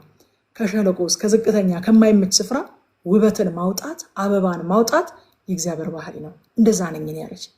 ብዙ ጊዜ ወዳጆቼ እግዚአብሔር የማይመቹ ሁኔታዎችን፣ የዝምታ ጊዜያትን፣ ሸለቆዎችን፣ ብቸኝነትን ለማሳደግ ለማስዋብ ይጠቀምበታል። ሸለቆ ውስጥ እንደሚበቅል የሱፍ አበባ ነኝ አለች። ሁለተኛ ቆሮንቶስ ምዕራፍ 12 ቁጥር 9 ላይ ሐዋርያ ጳውሎስ እንደዚህ ያለ፣ እርሱም ጸጋዬ ይበቃሃል፣ ኃይሌ በድካምህ ይፈጸማል አለኝ። እንግዲህ የክርስቶስ ኃይል ያድርብኝ ዘንድ በብዙ ደስታ በድካሜ ልመካ እወዳለሁኛ። በብዙ ደስታ በድካሜ ልመካ እወዳለሁ። ሸለቋችንን አንናቀው። ሸለቋችንን ስንንቀው ከእግዚአብሔር ጋር እንተላለፋለን። እግዚአብሔር ከሸለቆ ውስጥ ውበት ማውጣት ያውቅበታል። በሸለቆ ውስጥ የሱፍ አበባን ማብቀል ያውቅበታል። ከዛ ከቁጥር 2 እስከ 3 ውዴ የተለየች ናት፣ ውዴ የተለየ ነው ይባባላሉ። ቁጥር 2 ውዴ በሴቶች መካከል ስትታይ በእሾህ መካከል እንደሚታይ የሱፍ አበባ ናት ይላል እሱ። ቁጥር 3 ላይ ደግሞ እሷ ውዴ ከሌሎች ጎልማሶች ጋር ሲነጻጸር በዱር ዛፎች መካከል አምሮ እንደሚታይ የፖም ዛፍ ነው። እኔም እጅግ ደስ ብሎኝ ከጥላው በታች አረፍኩኝ፣ ጣፋጭ ፍሬውንም በመመገብ ተደሰትኩኝ ትላለች። እሱ የተለየች ናት ሲላት እሷም የተለየ ነው ትላለች። ክርስቶስን ቤተክርስቲያንን እንደዚህ ነው የሚያያት ወዳጆቼ። እንዴት ነው ያያት ሙሽራዋ? በሴቶች መካከል ስትታይ ያለ በእሾህ መካከል እንደሚታይ የሱፍ አበባ። ክርስቶስ ቤተክርስቲያንን እንደዚህ ነው የሚያያት ያልኳችሁ ለዛ ነው። የተለየች ናት። የተለያችሁ ናችሁ ይለን የለ ጴጥሮስ ራሱ። የሱን በጎነት እንድትናገሩ የተመረጠ ትውልድ፣ የንጉሥ ካህናት፣ ቅዱስ ሕዝብ፣ ለርስቱ የተለየ ወገን ናችሁ ይላል። የተለየ አድርጎ ነው የሚያያት። የተለየ እሷስ ቤተክርስቲያንስ ክርስቶስን እንደሱ ያለ የለም የተለየ ነው ውዴ እንድትለው ይጠበቅባታል ማለት ነው። እንደ ኢየሱስ ያለ ውብ፣ እንደ ኢየሱስ ያለ የሚያሳርፍ፣ እንደ ኢየሱስ ያለ የሚያረካ የለም እንድትል ይጠበቅባታል። እንደዛ ነው ያለችው። ከሌሎች ጎልማሳ ጋር ሲነጻጸር አለች አንደኛ ውብ ነው አለች፣ አምሮ የሚታይ የፖም ዛፍ ነው አለች። ሁለተኛ ደግሞ ደስ የሚያሰኝ ነው፣ እኔ ደስ ብሎኝ ነው በጥላው ስር ያረፍኩት አለች። ሶስተኛ ጣፋጭ ፍሬውን በመመገብ ደግሞ እየተደሰትኩኝ እኖራለሁ ትላለች። ስለዚህ ቤተክርስቲያንም ክርስቶስ እንድታየው የሚገባው እንደዚህ ነው ማለት ነው። ቁጥር 4 ላይ እንደዚህ ይላል፣ ወደ ምግብ አዳራሹ አስገባኝ፣ ፍቅሩም እንደ ሰንደቅ ዓላማ በእኔ ላይ ከፍ ከፍ አደረገ ትላለች። ወደ ምግብ አዳራሹ አስገባኝ፣ ፍቅሩንም እንደ ሰንደቅ ዓላማ በእኔ ላይ ከፍ ከፍ አደረገ። ወደ ምግብ አዳራሹ አስገባትና አሁን ስዕሉን ሳሉት አይምሯችሁ ላይ። እኔ እንደዚህ ነው ያጠናሁት። ወደ ምግብ አዳራሹ አስገባኝና አለች።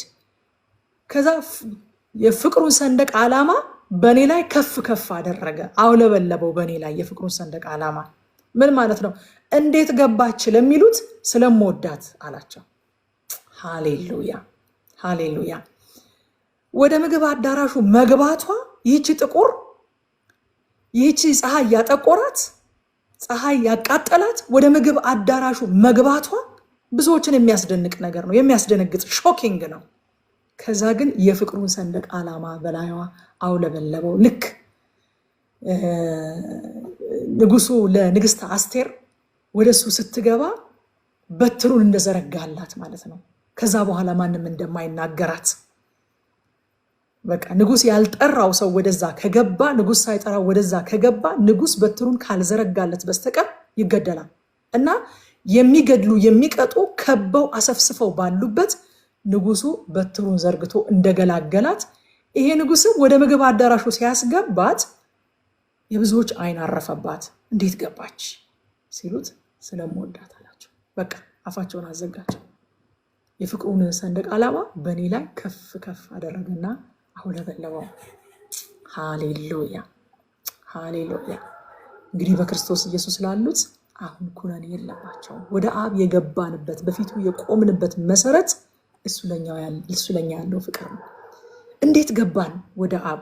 እንዴት ገባን ወደ ትሮን ሩም? እንዴት ገባን ወደ እግዚአብሔር ዙፋን? ወዳጆቼ የፍቅሩን ሰንደቅ ዓላማ በእኛ ላይ ከፍ ከፍ አደረገው። ኪሩቤል ሱራፌል እኮ እየተደነቁ ነው የሚያዩን። በመግባታችን ይደነቃሉ። የሰማይ ሰራዊት በመግባታችን ይደነቃሉ ይደነቃሉ። ከዛ እግዚአብሔር እንደዚህ ይላል፣ ስለምወዳት ነው የገባች ይላል። ሃሌሉያ። እንዴት ገባች? ስለምወዳት። ኳሊፋይ አድርጋ አይደለም የገባችው። ቅድመ ሁኔታዎችን አሟልታ አይደለም የገባችው። ስለምትችል አይደለም የገባችው። ስለምወዳት ብሎ የፍቅሩን ሰንደቅ ዓላማ በእኔ ላይ አውለበለበዋለች። ከዛ ቁጥር 5 እኔ በፍቅሩ ተይዤ ስለታመምኩ ዘቢብ እየመገባችሁ አበረታቱኝ፣ በፖም ፍሬም አስደስቱኝ። አስገብቷታል እኮ፣ ወስዷታል እኮ፣ አግኝታዋለች እኮ፣ ይዤዋለሁ የኔ ነው ብላ ግን አልረካችም። ይሄ የኔ ነው ብሎ አለመርካት ነው ህመም ተብሎ እዚህ ቦታ ላይ የተቀመጠው። በቃ ያስኩት የኔ ነው፣ ከዚህ በኋላ የት ይሄዳል? ይሄ አይደለ ትልቁ የትዳር ጸር እኮ ይሄ ነው አይደለም? በቃ አግብቻታለሁ፣ አግብቼዋለሁ፣ የት ይሄዳል? የት ትሄዳለች ከዚህ በኋላ? ይቺ ሙሽራ ግን እንደዛ አይደለችም። አግብቶኛል እኮ ገብቻ አለሁኝ። ወደ እንጀራው ቤት እኮ ይዞኝ ገብቷል። ወደ ግብዣው አዳራሽ እኮ አስገብቶኛል። ግን በፍቅሩ ተይዤ ታምሜያለሁ። አሁንም እፈልገዋለሁኝ ትላለች። ወገኖቼ በክርስቶስ ከማመን ባለፈ በቃኝ እስከማንል ካላገኘነው እስክንታመም ከክርስቶስ ጋር የፍቅር ህብረት ሊኖረን ይገባል። በቃ አስቱዬ እንደዘመረችው በቃኝ የማልለው ይለፈኝ የማልለው ይለፈኝ እንላለን እኮ አይደለ? ድጋሚ ሲመጣልን አንድ ነገር ይለፈኝ በቃኝ እንላለን። በቃኝ የማልለው ይለፈኝ የማልለው ሰለቸኝ የማልለው ያንተ ህልውና ብላ እንደዘመረችው አስገብቶኛል ብላ ይዤዋለሁ ብላ የኔ ነው ብላ ድኛለሁ ብላ የማትረፍቅ የማትረካ ሴት ናት ይቺ ሴት። ልባችን በጌታ ፍቅር ይቃጠላሉ ብለን እስኪ ራሳችንን እንጠይቅ። ነው ይዤዋለሁ አግኝቼዋለሁ ብለን ተረጋግተናል? መገኘቱ ይርበናል ወይንስ አግኝቼዋለሁ ብለን ተረጋግተናል? እዛ ቁጥር 6 ላይ እንደዚህ ትላለች፣ ግራው ከራሴ በታች ናት፣ ቀኙም ታቅፈኛለች። አያችሁ፣ መጠማት ነው እንጂ ያለባት ስጋት የለባትም ይቺ ሴት። ስጋትና መጠማት ይለያያል። አጣዋለሁ የሚል ስጋት አይደለም ሊገባብን የሚያስፈልገው። አይ ኒድ ዩ ሞር የሚል መጠማት ነው ሊገባብን ያስፈልገው። እፈልገዋለሁ፣ አብዝቼ እፈልገዋለሁ፣ ጨምሬ እፈልገዋለሁ ነው እንጂ ውስጧ ያለው ስጋት አይደለም። የተረጋጋች ናት። በፍቅሩ ደግሞ እርግጠኛ ናት። እርግጠኛ መሆን ግን ጨምሮ አለመፈለግን፣ በትንሹ የመርካትንና የት ይሄድብኛል ማለትን ሊወልድ አይገባውም። ግራው ከራሴ በታች ናት፣ ቀኙም ታቅፈኛለች አለች። ይሄ ማለት ለእኛ ምንድን ነው ካላችሁ የምህረትና የጸጋ ተምሳሌት አድርገን ልናየው እንችላለን። ዕብራውያን ምዕራፍ 4 ቁጥር 16 ላይ እንግዲህ ምህረት እንድንቀበል ይላል፣ በሚያስፈልገንም ጊዜ የሚረዳንን ጸጋ እንድናገኝ ወደ ጸጋው ዙፋን በእምነት እንቅረብ። ዳዊትም ደግሞ በመዝሙር 23 ቁጥር 6 ላይ ቸርነትና ምህረት፣ ይህ ቸርነት የሚለው ግሬስ ነው፣ ጸጋ ነው። ቸርነትና ምህረት ግራህና ቀኝህ በህይወቴ ዘመን ሁሉ ይከተሉኛል፣ በእግዚአብሔርን ቤት ለዘላለም እኖራለሁ። ከዛ ቁጥር 7 እንዴት ትላለች? እናንተ የኢየሩሳሌም ቆነጃጅት ሆይ ፍቅር ራሱ ፈቅዶ እስኪነሳ ድረስ ቀስቅሳችሁ እንዳታስነሱት፣ በፈጣን አጋዘንና በምድረ በዳ ዋልያ ስም አደራ እላችኋለሁ ትላለች። ይሄ ማስጠንቀቂያ እንግዲህ 3-4 ጊዜ ከዚህ በኋላ የምናገኘዋለን። በተደጋጋሚ እዚህ መጽሐፍ ላይ የምናገኘው ማስጠንቀቂያ ነው። እንግዲህ መጽሐፉ ዋና ቲሙ ፍቅር አይደለም? ፍቅር ደረጃ በደረጃ ጊዜውን በጠበቀ መልኩ ሲያዝ ነው ንጽህናው የሚጠበቀው። ምን ትላለች? ጊዜው ሳይደርስ ፍቅርን ፈቅዶ እስኪነሳ እንዳታነሳሱት፣ ቀስቅሳችሁ እንዳታነሳሱት። ደረጃውን ጠብቆ ነው መሄድ ያለበት ነው። ሌቭል አለው። በእጮኝነት መሄድ ያለበት ሌቭል አለ። ወደ ትዳር ከተገባ በኋላ መሄድ ያለበት ሌቭል አለ። ከጊዜው በፊት ግን አስቀድማችሁ እንዳታነሳሱት ትላቸዋለች። መክብብ 3:1 ታስታውሳላችሁ። ለሁሉ ዘመን አለው፣ ከሰማይ በታች ለሆነ ነገር ሁሉ ጊዜ አለው ብሏል። ለሁሉ ጊዜ አለው። ፍቅርም ደረጃ በደረጃ ጊዜውን በጠበቀ መልኩ ሲያዝ ነው ንጽህናው የሚጠበቀውና በተደጋጋሚ ታነሳዋለች ይህንን ክፍል። ከዛ በኋላ ቁጥር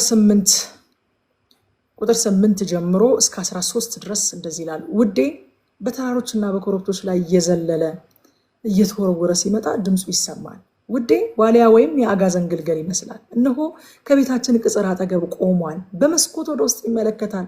በዓይነ ርግቡ ቀዳዳም በኩል አሾልኮ ይቃኛል። ውዴ እንዲህ ይለኛል ትላለች። ውዴ ሆይ ተነሺ፣ የኔ ውብ ሆይ ነይ አብረን እንሂድ። እነሆ ክረምቱ አልፏል፣ ዝናቡም ቆሟል። በየመስኩ አበባዎች መታየት ጀምረዋል። የዜማ ወራት ደርሰዋል። የርግቦችም ዜማ በምድራችን ይሰማል። በለስ ማፍራት ጀምሯል፣ የወይን ተክልም አብቧል። የአበባውም ሽታ ምድርን ሞልቶታል። ስለዚህ ውዴ ሆይ ተነሽ፣ የኔ ውብ ሆይ ነይ አብረን እንሂድ ይላታል። አያችሁ፣ እሷ የውዷን ድምፅ ተራሮችና ኮረብቶች እየዘለለ ሲመጣ ትሰማዋለች። ምን ማለት ነው? የውዷ ድምፅ ተራሮችና ኮረብቶች፣ አስቸጋሪ ሁኔታዎች ወደ እሷ እንዳይመጣ አያስቆሙትም። አልፎ ሲመጣ ተሻግሮ ሲመጣ ትሰማዋለች። የፍቅር ግብዣ ሲያደርግላት ትሰማዋለች። ጌታ በአስቸጋሪ ሁኔታ ውስጥ የፍቅር ግብዣን ዛሬም ያደርጋል። እናንተ ደካሞች ሸክማችሁ የከበደ ወደ እኔ ኑ እኔም አሳርፋችኋለሁ ብሎ በከባድ ሁኔታ ውስጥ በተራሮችና በኮረብቶች ላይ ድምፁን አሻግሮ ይልካል። ከዛ ደግሞ ከእንቅልፍሽ ተነሽ፣ የምትነሽበት ሰዓት ደርሷል ይላል። የምትነሽበት ሰዓት ደርሷል። ይቀሰቅሳል ጌታ ዛሬም።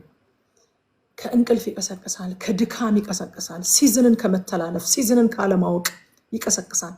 ወቅቱ እኮ አሁን ክረምት አይደለም ይላታል። ለክረምት እንደሚደረግ በቤቷ ዘጋግታ ቁጭ ብላለች። ክረምት አልፏል፣ አሁን ሲዝኑ በጋ ነው፣ መውጣት አለብሽ ይላታል። ቤት ዘግቶ ለመቀመጥ ጊዜ አለው፣ ለመውጣትም ጊዜ አለው። ከዛ ቁጥር 14 ላይ አንቺ በገደል አለት ንቃቃት በተራሮችን ባሉ መደበቂያ ስፍራዎች ውስጥ ያለሽ ርግቤ ሆይ ፊትሽን አሳይኝ፣ ድምፅሽንም አሰሚኝ፣ ድምፅሽ ጣፋጭ መልክሽም ውብ ነውና። አያችሁ፣ ሙሽራው ሙሽሪት እንድታገለግለውና እንድትታዘዘው ብቻ ሳይሆን የፍቅር ድምፅዋን እንድታሰማው ይፈልጋል። የሚወደውን ፊቷን እንድታሳይ፣ ከሱ ጋር ጊዜ እንድታሳልፍ ይናፍቃል። አንዳንዴ ጌታ ከኛ የሆነ ጥቅም የሆነ አገልግሎት ብቻ እንደሚፈልግ እናስባለን እና ትኩረታችንን ሁሉ እዛ ነገር ላይ ብቻ እናደርጋለን። ሙሽራና ሙሽሪት ግን እንደዛ አይደሉም። ድምፅሽን መስማት እፈልጋለሁ። አንዳንዱን ነገር እኮ ጌታ ያዝ የሚያደርገው ድምፃችን ሲናፍቀው ነው። ታውቃላችኋል? ሁሉ ነገር ከተሟላለን እኮ ድምፃችንን አናሰማውም፣ ፊታችንንም አናሳየውም። በቃ እንደው እንናፍቀዋል። በቃ የሆነን ነገር ያዝ ያደርግና ዘግየት ያደርግና ድምፃችንን መስማት ፊታችንን ማየት ሲፈልግ እንደዛ ያደርጋል።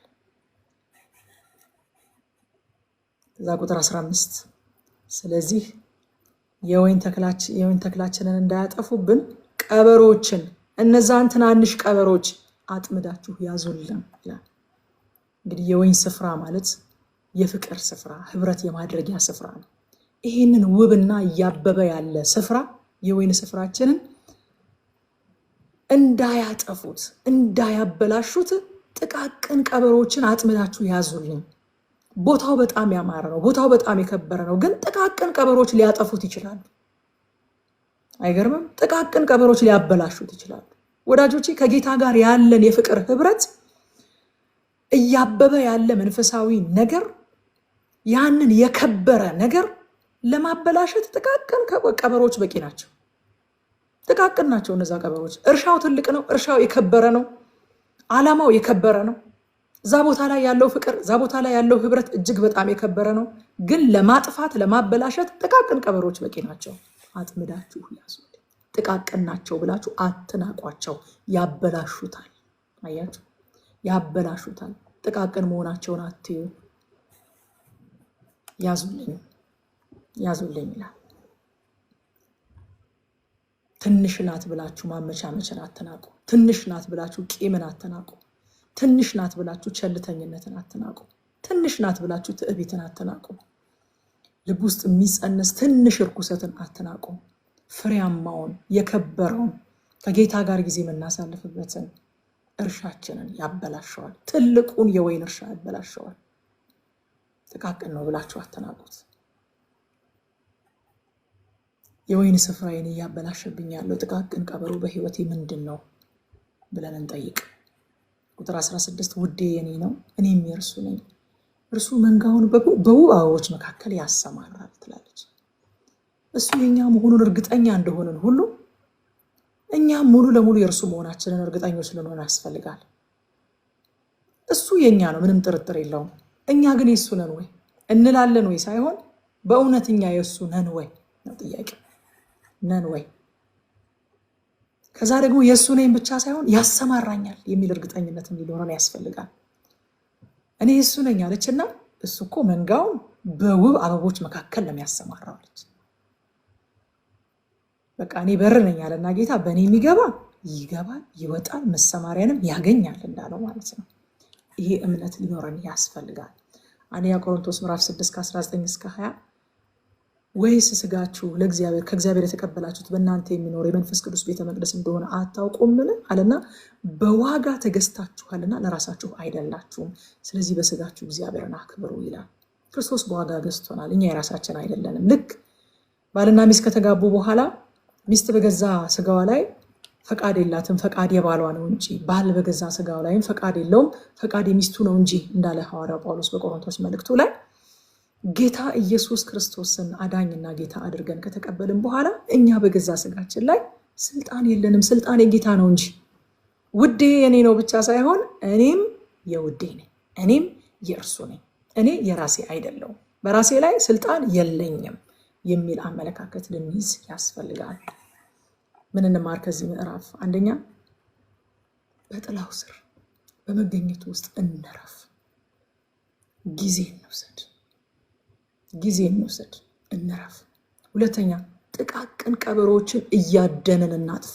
ጥቃቅን ናቸው ብለን አንናቃቸው። ትልቁን የወይን እርሻ ያበላሹብናል። የከበረውን ከጌታ ጋር ያለንን የፍቅር ግንኙነት እያበበ ያለውን መንፈሳዊ ህይወት ያበላሹብናል። ስለዚህ ጥቃቅኖቹን ቀበሮች ትናንሽ ናቸው ብለን አንናቃቸው፣ አድናቸው። ሌላው ምን እንማራለን? ሶስተኛ የፍቅር ድምፁን ሰምተን ግብዣውን ተቀብለን ካለንበት ከየትኛውም ነገር ወደ እርሱ እንውጣ። ነይ ውጪ ይላታል። ነይ ውጪ፣ ከሲዝንሽ ጋር አትተላለፊ። ነይ ውጪ፣ ክረምት አልፏል። ነይ ውጪ፣ ድምፅሽን አሰሚኝ። ነይ ውጪ፣ መልክሽን አሳይኝ። ዛሬም ጌታ ይጣራል፣ ዛሬም ጌታ ይቀሰቅሰናል። ስለዚህ ግብዣውን ተቀብለን ከየትኛውም ካለንበት ነገር እንውጣ። አራተኛ እና የመጨረሻው ማንነታችንን እርሱ የኛ እኛም የሱ መሆናችን ላይ እንመስረት። that's our identity። ያ ነው መሰረታችን። ውዴ የኔ ነው እኔም ደግሞ የሱ ነኝ። ይሄ የማይናወጥ የማናስነካው እውነት መሆን አለበት። ውዴ የኔ ነው፣ እኔም ደግሞ የሱ ነኝ። ምዕራፍ 3 ሁለት በጣም አስደናቂ ሀሳቦችን ይዞ እናገኘዋለን። የሌሊት ፍለጋንና ንጉሳዊ ሰርግ። ከሌሊት ፍለጋ ይጀምርና እስከ ንጉሳዊ ሰርግ ድረስ ይዞን ይጓዛል። ምዕራፍ 3 ቁጥር 1 አዲሱ ትርጉም እንዲህ ይላል፣ ሌሊቱን ሙሉ በአልጋይ ላይ ሆኜ ልቤ የምትወደውን ፈለግኩት፣ ነገር ግን አላገኘሁትም። ሌሊት ማለት ወዳጆቼ የማያስደስት እርግጠኝነት የሌለበት ተግዳሮት በዝቶ ተስፋ የሚደበዝዝበት ጊዜ ነው ሌሊት ማለት። እና ሌሊቴ ላይ አልጋይ ላይ ሆኜ ልቤ የምትወደውን ፈለግኩት፣ ከዛ ግን አላገኘሁትም አለች። አላገኘሁትም። ለምን ከተባለ እንደዚህ አይነት ጊዜያት ላይ እግዚአብሔር ስለሚተወን፣ እግዚአብሔር ስለሚርቀን፣ እግዚአብሔር ስለሚሸሸን ሳይሆን ካለንበት ከባድ ነገር የተነሳ አብሮነቱን ኖቲስ ላናደርገው እንችላለን። ላይሰማን ይችላል አብሮነቱ። አላገኘሁትም አለች። ኢዮብን ስናጠና ታስታውሳላችሁ። ወደ ግራ ብሄድ አንተ የለህም፣ ወደ ቀኝ ብሄድ አንተ የለህም፣ ከየት ላገኝህ ይላል። እግዚአብሔር እኮ እዛው ነው ያለው። ግን ከችግሩ ጥልቀት የተነሳ ከመከራው ብዛት የተነሳ የእግዚአብሔርን መገኘት ሊያስተውል አልቻለም። ያዕቆብም እንደዚህ ያለ፣ እግዚአብሔር በዚህ ቦታ ነበረ፣ እኔ ግን አላወቅኩም አለ።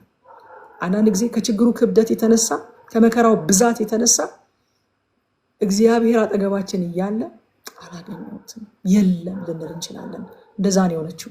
ሌሊቷ ነው፣ አላገኘሁትም አለች። ፈለግኩት ግን አላገኘሁትም። ከዛ ግን ቁጥር 2 ላይ ነው የሚያስተምረን ነገር ያለው። አሁን አለች ተነስቼ በከተማው አካባቢ በመንገዶች በአደባባዮች መካከል ልቤ የምትወደውን እፈልገዋለሁ። ፈለግኩት ነገር ግን አላገኘሁትም። ምን እያለች ነው? አጥቼዋለሁ ግን ፍለጋዬን እጨምራለሁ። አላገኘሁትም። ከዛ ምንድነው የምታደርጊው? ዋትስ ኔክስት? እነሳለሁ። ካለውበት ተስፋ መቁረጥ ወጥቼ ውዴን ለመፈለግ እወጣለሁ።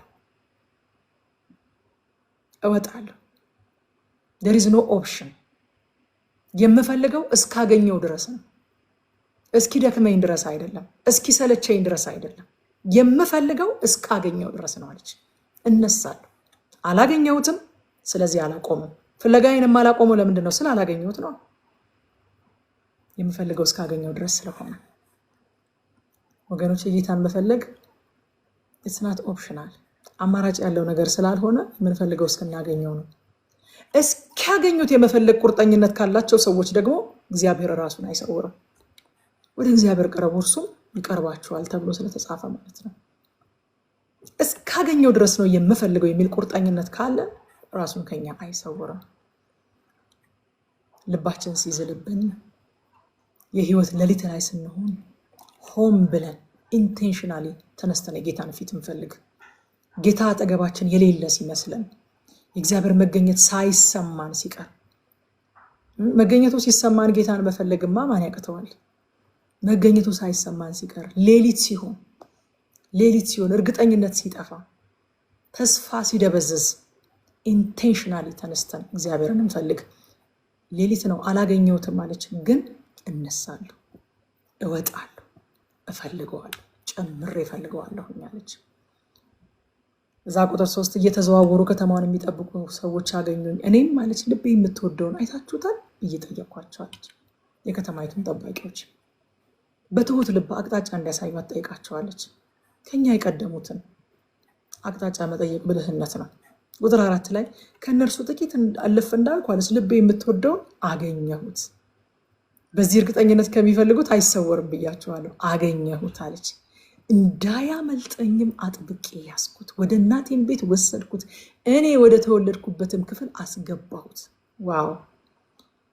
ምን አይነት ጥልቅና ጥብቅ የሆነ ኢንቲሜሲ ውስጥ እንደገባች ነው ሴት የምታዩት። አጥብቄ ያዝኩት፣ ወደ እናቴ ቤት ወሰድኩት፣ ወደ ተወለድኩበት ክፍል አስገባሁት። ምን አይነትን ሰው ነው? ምን አይነት የግንኙነት ደረጃ ቢኖረው ነው ሰው ወደ እናታችሁ ቤት የምትወስዱት? ሁሉን ሰው ወደ እናታችን ቤት አንወስድም እኮ አይደል? ሁሉን ሰው ወደ ተወለድንበት ክፍል እናስገባለን? እንዲህ አናስገባም። አስገባሁት፣ ወሰድኩት አለች። ከልባቸው የሚፈልጉት ያገኙታል። ጌታ ደግሞ ፈልገን የምናገኘው ብቻ ሳይሆን አጥብቀን የምንይዘው ውዳችንም ነው። በቃ ጆዬ እንደዘመረው አይደለ? ነገሩ ከገባኝ አለ በቃ ውድ መሆንህ፣ ለምን አንተ ብቻ እኔም ልያዝህ፣ ለምን አንተ ብቻ እኔም ላጥብቅህ። ጌታ ፈልገን የምናገኘው ብቻ ሳይሆን አጥብቀን የምንይዘው፣ እግዚአብሔር ህይወታችንን ሪቫይቭ ሲያደርገው፣ እግዚአብሔር ከመንፈሳዊ ድካም ሲያወጣን አለ እኮ አይደለ? የሆነ ደክመን ዝለን ነገር ዓለሙ ጨልሞብን የእግዚአብሔር ሕልውና አልሰማ ብሎን የሆነ ጨለማ ውስጥ ቆይተን እግዚአብሔር ደግሞ በህይወታችን ፐርሰናል ሪቫይቫል ይልካል። ያ ፐርሰናል ሪቫይቫል የሚያዝ ብቻ ሳይሆን አጥብቆ የሚያዝ አጥብቆ ፕሮቴክት የሚደረግ ጭምር ነው ማለት ነው። አጥብቄ ይዘዋለሁ አለች። እስካገኘው እፈልገዋለሁ፣ ሳገኘው ደግሞ አጥብቄ ይዘዋለሁ። አጥብቀን የምንይዘው ነው። ጌታ ከእሱ ጋር ያለንን ግንኙነት ሲያድስልን አጥብቀን ልንይዘው ያስፈልጋል። ከዛስ ወደ እናቴ ቤት ወሰድኩት፣ እኔ ወደ ተወለድኩበት ክፍል አስገባው ትላለች። አጥብቀን የያዝነውን ይህን ውዳችንን ደግሞ የማናስገባበት የህይወት ክፍል ሊኖር አይገባም። በቃ የአንዳንዶቻችን ኢየሱስ የአምልኮ ስፍራችን ፕሪዝነር ነው፣ የቸርች ፕሪዝነር ነው። እንዳትነቃነቅ፣ ከዛ እንዳትነቃነቅ የተባለ ነው። ወደ ጓዳዬ እንዳትገባ፣ ወደ ስራዬ እንዳትገባ፣ ከሰዎች ጋር ወዳለኝ ሪሌሽንሽፕ እንዳትገባ፣ እዛው በቃ የኔ እናንተ ነገር አምልኮ ጋር ብቻ ተብሎ ፕሪዝነር ነው የአንዳንዶቻችን ኢየሱስ። ይቺ ሴት ግን በቃ ከሱ የምሰውረው ነገር የለኝም አለች። ለምንድን ነው ገባኝ? እሺ ጨመረ እና አስገባዋለሁ። የማላስገባው ቦታ የለም። እፈልገዋለሁ እስካገኘው፣ ሳገኘው አጥብቄ ይዘዋለሁ። ከዛስ ማላስገባው የህይወቴ ክፍል ውስጥ የለም። ወደ እያንዳንዱ የህይወቴ ክፍል ጥልቅ ነው፣ ሚስጥር ነው፣ ማንንም አላስገባበትም ወደምለው ስፍራ አስገባዋለሁ አለች። ጌታ ከጸሎትና ከአምልኮ ስፍራዎቻችን አልፎ የዕለት ተዕለት ህይወታችን ውስጥ እንዲገባ ልንፈቅድለት ያስፈልጋል። ቁጥር 6 በምዕራፍ 2 ቁጥር 7 ላይ ተብራርቷል። ቅድም ያልኳችሁ እንዳታነሳሱት የሚለው ቃል ማለት ነው። ከዛ ከ6 እስከ 11 ደግሞ ንጉሳዊ ስርዓት ወይንም ሰልፍ፣ ሙሽሪትና ሙሽራው ከመነፋፈቅ ወደ አንድነት በክብር ሲመጡ የሚያሳይ ክፍል ነው። ዮሐንስ 19:9 ቅድም ያነበብኩላችሁ ክፍል ነው። እንደዚህ ይላል፣ ወደ በጉ ሰርግ ራት የተጠሩ ብፁዓን ናቸው ብለህ ጻፍ አለኝ። ደግሞም ይህ የእግዚአብሔር እውነተኛ ቃል ነው ይላል።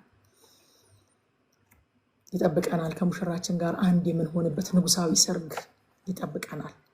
መፈለግ፣ ማግኘት፣ መያዝ፣ አብሮ መኖር፣ አንድ መሆን የዚህ ምዕራፍ አጠቃላይ ሀሳብ ነው። ምን እንማር ከዚህ ምዕራፍ? አንደኛ በህይወት ሌሊት ላይ ስንሆን ጌታን መፈለጋችንን አናቋርጥ። ሁለተኛ ካለንበት ሸለቆ ኢንቴንሽናሊ ሆን ብለን እንነሳና ጌታን ለመፈለግ እርምጃ እንውሰድ። እርምጃ ወሰደች ይህች ሴት። እርምጃ ወሰደች።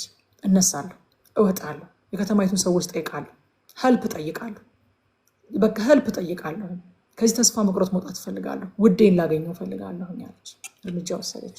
ሶስተኛ እግዚአብሔር ተሐድሶ በህይወታችን ሲያመጣ አጥብቀን እንያዘው፣ ፕሮቴክት እናደርገው። አራተኛ ሙሽራዋን እንደምትጠብቅ ሙሽሪት እንኖር። ሰርግ እየጠበቀን ነው፣ ንጉሳዊ ሰርግ እየጠበቀን ነው። ስለዚህ አኗኗራችንም እንደዛ ሊሆን ይገባል። ወደ ምዕራፍ 4 ፈጣን ብዬ ልግባ። ምዕራፍ 4 ከቁጥር 1 እስከ 5 የሙሽራው ንግግር ነው። ሙሽራው ሙሽሪትን በፍቅር ሲያያት እናገኘዋለን። አስቀድሞ የሚታየው ደግሞ የሆነ ድካሟ፣ አለመቻሏ ምናምን ሳይሆን ውበቷ ነው የሚታየው። ክርስቶስን ቤተክርስቲያንን የሚያያት እንደዛ ነው። እድፈት ወይም የፊት መጨማደድ ወይም እንዲህ ያለ ነገር ሳይሆንባት ቅድስትና ያለ ነውር ትሆን ዘንድ ክብርት የሆነችን ቤተክርስቲያን ለራሱ እንዲያቀርብ ፈለገ ይላል ኤፌሶን 5:27 ላይ። ወገኖቼ ጸጋ ሰማይኛን የሚያይበትን መነጽር ቀይሮታል። አረንጓዴ መነጽር ያረገ ሰው ሁሉ ነገር አረንጓዴ መስሎ ይታየዋል ይባላል አይደለ? እግዚአብሔር ኢየሱስ የሚባል መነጽር አድርጎ ነው የሚያየን። ስለዚህ ከጸጋ የተነሳ ሰማይኛን የሚያይበት መነጽር ተለውጧል። ሙሽራው ከሙሽሪት የሰውነት ክፍል ትኩረት ሰርቶ የማያደንቀው ቦታ የለም። እዚህ ክፍል ላይ ሄዳችሁ ስታነቡት እያንዳንዱን የሰውነት እንደው በሰንደል እግሮችሽ እንዴት ያምራሉ ይላታል። እያንዳንዱን የሰውነት ክፍሏን እየጠራ ሲያደንቅ እናያለን። በክርስቶስ ሙሽራ በቤተ ክርስቲያን አካል ላይ ያሉ ብልቶች ሁሉንም ኢየሱስ ኖቲስ ያደርጋቸዋል። ሁሉም ይታያሉ፣ ደግሞ ሁሉም ይመሰገናሉ። በግልጽ መድረክ ላይ የሚቆሙትን ብቻ ሳይሆን በስውር የሚታመኑትን፣ በስውር በጓዳ የሚማልዱትን፣ በጸጥታ የሚታዘዙትን፣ በመስዋዕትነት የሚከተሉትን ሁሉ ያያቸዋል፣ ደግሞም ያመሰግናቸዋል። ራሱ ጌታ ምን ብሏል? ስለ ጸሎት ሲናገር አንተ ግን ስትጸልይ ወደ እልፍኝህ ግባ፣ መዝጊያን ዘግተህ በስውር ላለው አባትህ ጸልያልና በስውር የሚያይ አባትህ በግልጥ ይከፍልሃል ይላል። የተሰወሩትን ብልቶች ሳይቀር እግዚአብሔር ያያቸዋል። የተሰወረ ድርጊታችንን፣ የተሰወረ መታዘዛችንን፣ የተሰወረ ጸሎታችንን እግዚአብሔር ያያል። ልክ ሙሽራው በሙሽሪት አካል ላይ ያሉትን እያንዳንዱን የሰውነት ክፍሎቿን ሁሉ ኖቲስ እንዳደረገ ደግሞም አድማየር እንዳደረገ ልክ እንደዛ ክርስቶስ በአካሉ ላይ ያሉትን ብልቶች ሁሉ ኖቲስ ያደርጋቸዋል። ኦቨርሉክ የሚያደርገው የለም። ደግሞም ያመሰግናቸዋል፣ ብድራትን ይከፍላቸዋል። ሌሎች ያላዩትን ትኩረት ያልሰጡትን ሙሽራው ግን ያያል። ቁጥር 7 ላይ ፍቅሬ ሆይ ሁለንተናሽ ውብ ነው፣ ምንም እንከን የለብሽም። አይገርማችሁ? ሰው ሆኖ እኮ እንከን የሌለበት ይኖራል ማለት አይደለም። ግን ሙሽራው ሙሽሪትን እንደዚህ ነው የሚያያት። በቃ ለሱ እንከን የለባትም፣ ምንም እንከን የለብሽም። ሌሎች ሰዎች ሲያዩት እንደዛ ላትሆን ትችላለች። ይሄ ሙሽራዋ የሰጣት አይደንቲቲዋ ነው፣ መታወቂያዋ ነው። በሙሽራዋ ዘንድ የምትታየው እንደዛ ነው። በሙሽራዋ አይን እንደዚህ ናት። በቃ ሁለንተናሽ ውብ ነው፣ ምንም እንከን የለብሽም ይላታል። ምንም እንከን የለብሽም። ሮሜ 3:22 እርሱም ይላል ለሚያምኑ ሁሉ የሆነ በክርስቶስ ኢየሱስ በማመን የሚገኘው የእግዚአብሔር ጽድቅ ነው፣ ልዩነት የለምና። በቃ በማመን የሚገኝ የእግዚአብሔር ጽድቅን ስለተቀበልን ሁለንተናሽ ውብ ነው፣ ደግሞ ምንም እንከን የለብሽም። ክርስቶስ ሙሽራውን የሚያያት በመስቀል ላይ እሱ በሰራው ስራ ስለሆነ ሁለንተናዋ ውብና እንከን የሌለባት አድርጎ ነው የሚያያት። ቁጥር 8 ላይ ሙሽራዬ ሆይ ከሊባኖስ ወደ እኔ ነይ ይላታል። ከሊባኖስ ወደ እኔ ነይ፣ ከአማና ተራራ ጫፍ ውረጂ፣ የአንበሳና የነብር መኖሪያ ከሆኑት ከሰኒርና ከሄርሞን ተራሮች ወርደሽ ነይ ይላታል። የእሱ እንድትሆን ብቻ ሳይሆን የሆነ አብልጣ እንድትጠጋው ይፈልጋል። የሆነ የባለቤትነት መብት እንድትሰጠው ብቻ አይደለም የሚፈልገው፣ ኢንቲሜት የሆነ ሪሌሽንሽፕ ከእሱ ጋር እንዲኖራት ወደ እሱ እንድትጠጋ ይፈልጋል። ከግርግሩ አሁን ይሄ ከሊባኖስ ከአማና ተራራ ከአንበሳና ነብር መኖሪያ ከሰኔርና ከሄርሞን ተራራ የሚላትን በእኛ ኮንቴክስት ብንተረጉመው ከግርግሩ ነይ፣ ከማመቻመቹ ነይ፣ ከድንዛዜው ውጭና ነይ ነይ ተጠጊ ብሎ ይጋብዘናል። ቁጥር 9 ላይ እህቴ ሙሽራዬ ልቤን ሰርቀሸዋል፣ በአንድ አፍታ እይታሽ ከሀብልሽም በአንዱ እንቁ ልቤን ሰርቀሸዋል ይላታል። የሆነ እንደ ክርስቲያን ከክርስቶስ ጋር ያለንን ግንኙነት ስናስብ እንደዚህ ይባላል አይደለ? ሰዎች የተጣሉ ባልና ሚስትን ሲያስታርቁ የተለመደ አባባል አለ። እንደ ሰው እኮ ተቻችሎ ነው የሚኖረው። ተቻችላችሁ ኖሩ። ግን የእግዚአብሔር ዓላማ እንደዛ አይደለም። በነገራችን ላይ ተፋቅረን እንድንኖር ነው እንጂ ተቻችለን እንድንኖር አይደለም የእግዚአብሔር ዓላማ። ከክርስቶስ ጋር ስንኖር የሆነ ችሎን ተቻችለን አይደለም የምንኖረው። ተፋቅረን ሸክም ሆነንበት አይደለም። ልቤን ሰርቀሸዋል፣ እቴ ሙሽራዬ ልቤን ሰርቀሸዋል። በቃ እንደው ችልሻለሁኝ አይደለም፣ እታገስሻለሁኝ አይደለም፣ እንደው በፈታሽ ኃጢአት ይሆንብኛል የሚል አቲቲዩድ አይደለም ያለው። ልቤን ሰርቀሸዋል በሚል ፍቅር ነው አብረው የሚኖሩት። ጤናማ ትዳር መሆን ያለበት እንደዛ ነው። ቤተክርስቲያን ለክርስቶስ ሸክም አይደለችም። የሚወዳት ደስ የሚሰኝባት ሙሽራው ናት። ደግሞ የሚወደን ፍጹማን ስለሆንን ሳይሆን የራሱ ስለሆነ በቃ የራሱ ስለሆነ ጌታ ከኛ ጋር ባለው ሪሌሽንሽፕ ደስ ይሰኛል። ለምን ከተባለ ግንኙነታችን በጥቅም ላይ ሳይሆን በፍቅር ላይ የተመሰረተው። በእኛ ደስ የሚለው ስለምንጠቅመው ሳይሆን የእሱ ስለሆነ ነው። በቃ ልጆቻችንን እኮ የምንወዳቸው የኛ ስለሆኑ ነው። ታውቃላችሁ አይደል? በጣም ጎበዝ ልጆች ስለሆኑ አይደለም። ከሰው ሁሉ የተለዩ ቆንጆች ስለሆኑም አይደለም። የምንወዳቸው የኛ ስለሆኑ በቃ የኔ ልጅ ስለሆነ ነው የልጄን የምወደው። ብዙ እንከን ሊኖርበት ይችላል፣ ብዙ ድካም ሊኖርበት ይችላል። የምወደው የኔ ስለሆነ ነው። አለቀ።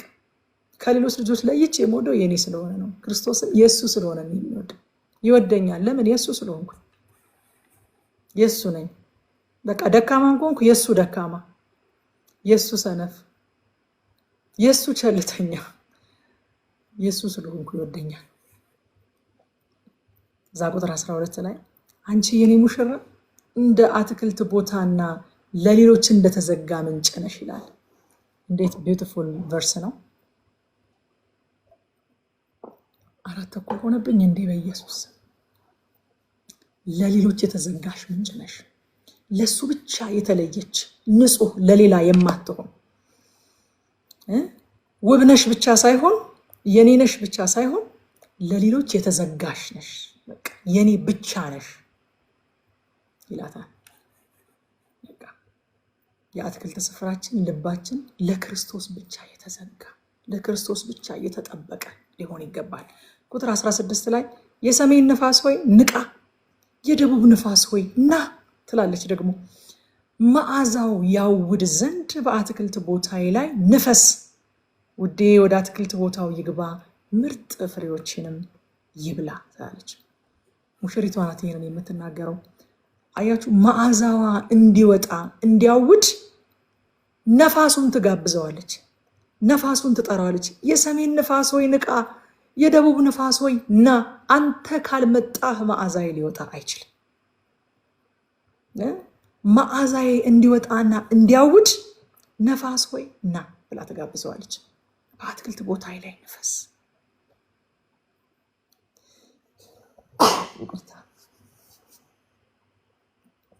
መዓዛዋ እንዲወጣ እንዲያውድ ነፋስን ትጋብዛለች። ነፋስ እንደምታውቁት የመንፈስ ቅዱስ ምሳሌ ነው። ዮሐንስ ወንጌል ምዕራፍ 3 ቁጥር 8 ላይ ጌታ እንደዚህ ብሏል፣ ነፋስ ወደሚወደው ይነፍሳል፣ ድምፁን ትሰማለህ፣ ነገር ግን ከወዴት እንደመጣ ወዴት እንደሚሄድ አታውቅም፣ ከመንፈስ የተወለደ ሁሉ እንዲህ ነው ይላል። መንፈስ ቅዱስ መዓዛችን የሆነው ክርስቶስ ከኛ ወጥቶ እንዲያውድ ያደርጋል። ነፋሱ ካልመጣ መዓዛችን አይወጣም። ወዳጆች ና ንፈስ፣ መዓዛዬ እንዲወጣ ትላለች። ና ንፈስ ትለዋለች። ምን እንማር ከዚህ ምዕራፍ? ምን እንማር? አንደኛ የሙሽራችንን ድምፅ መስማት እንለማመድ።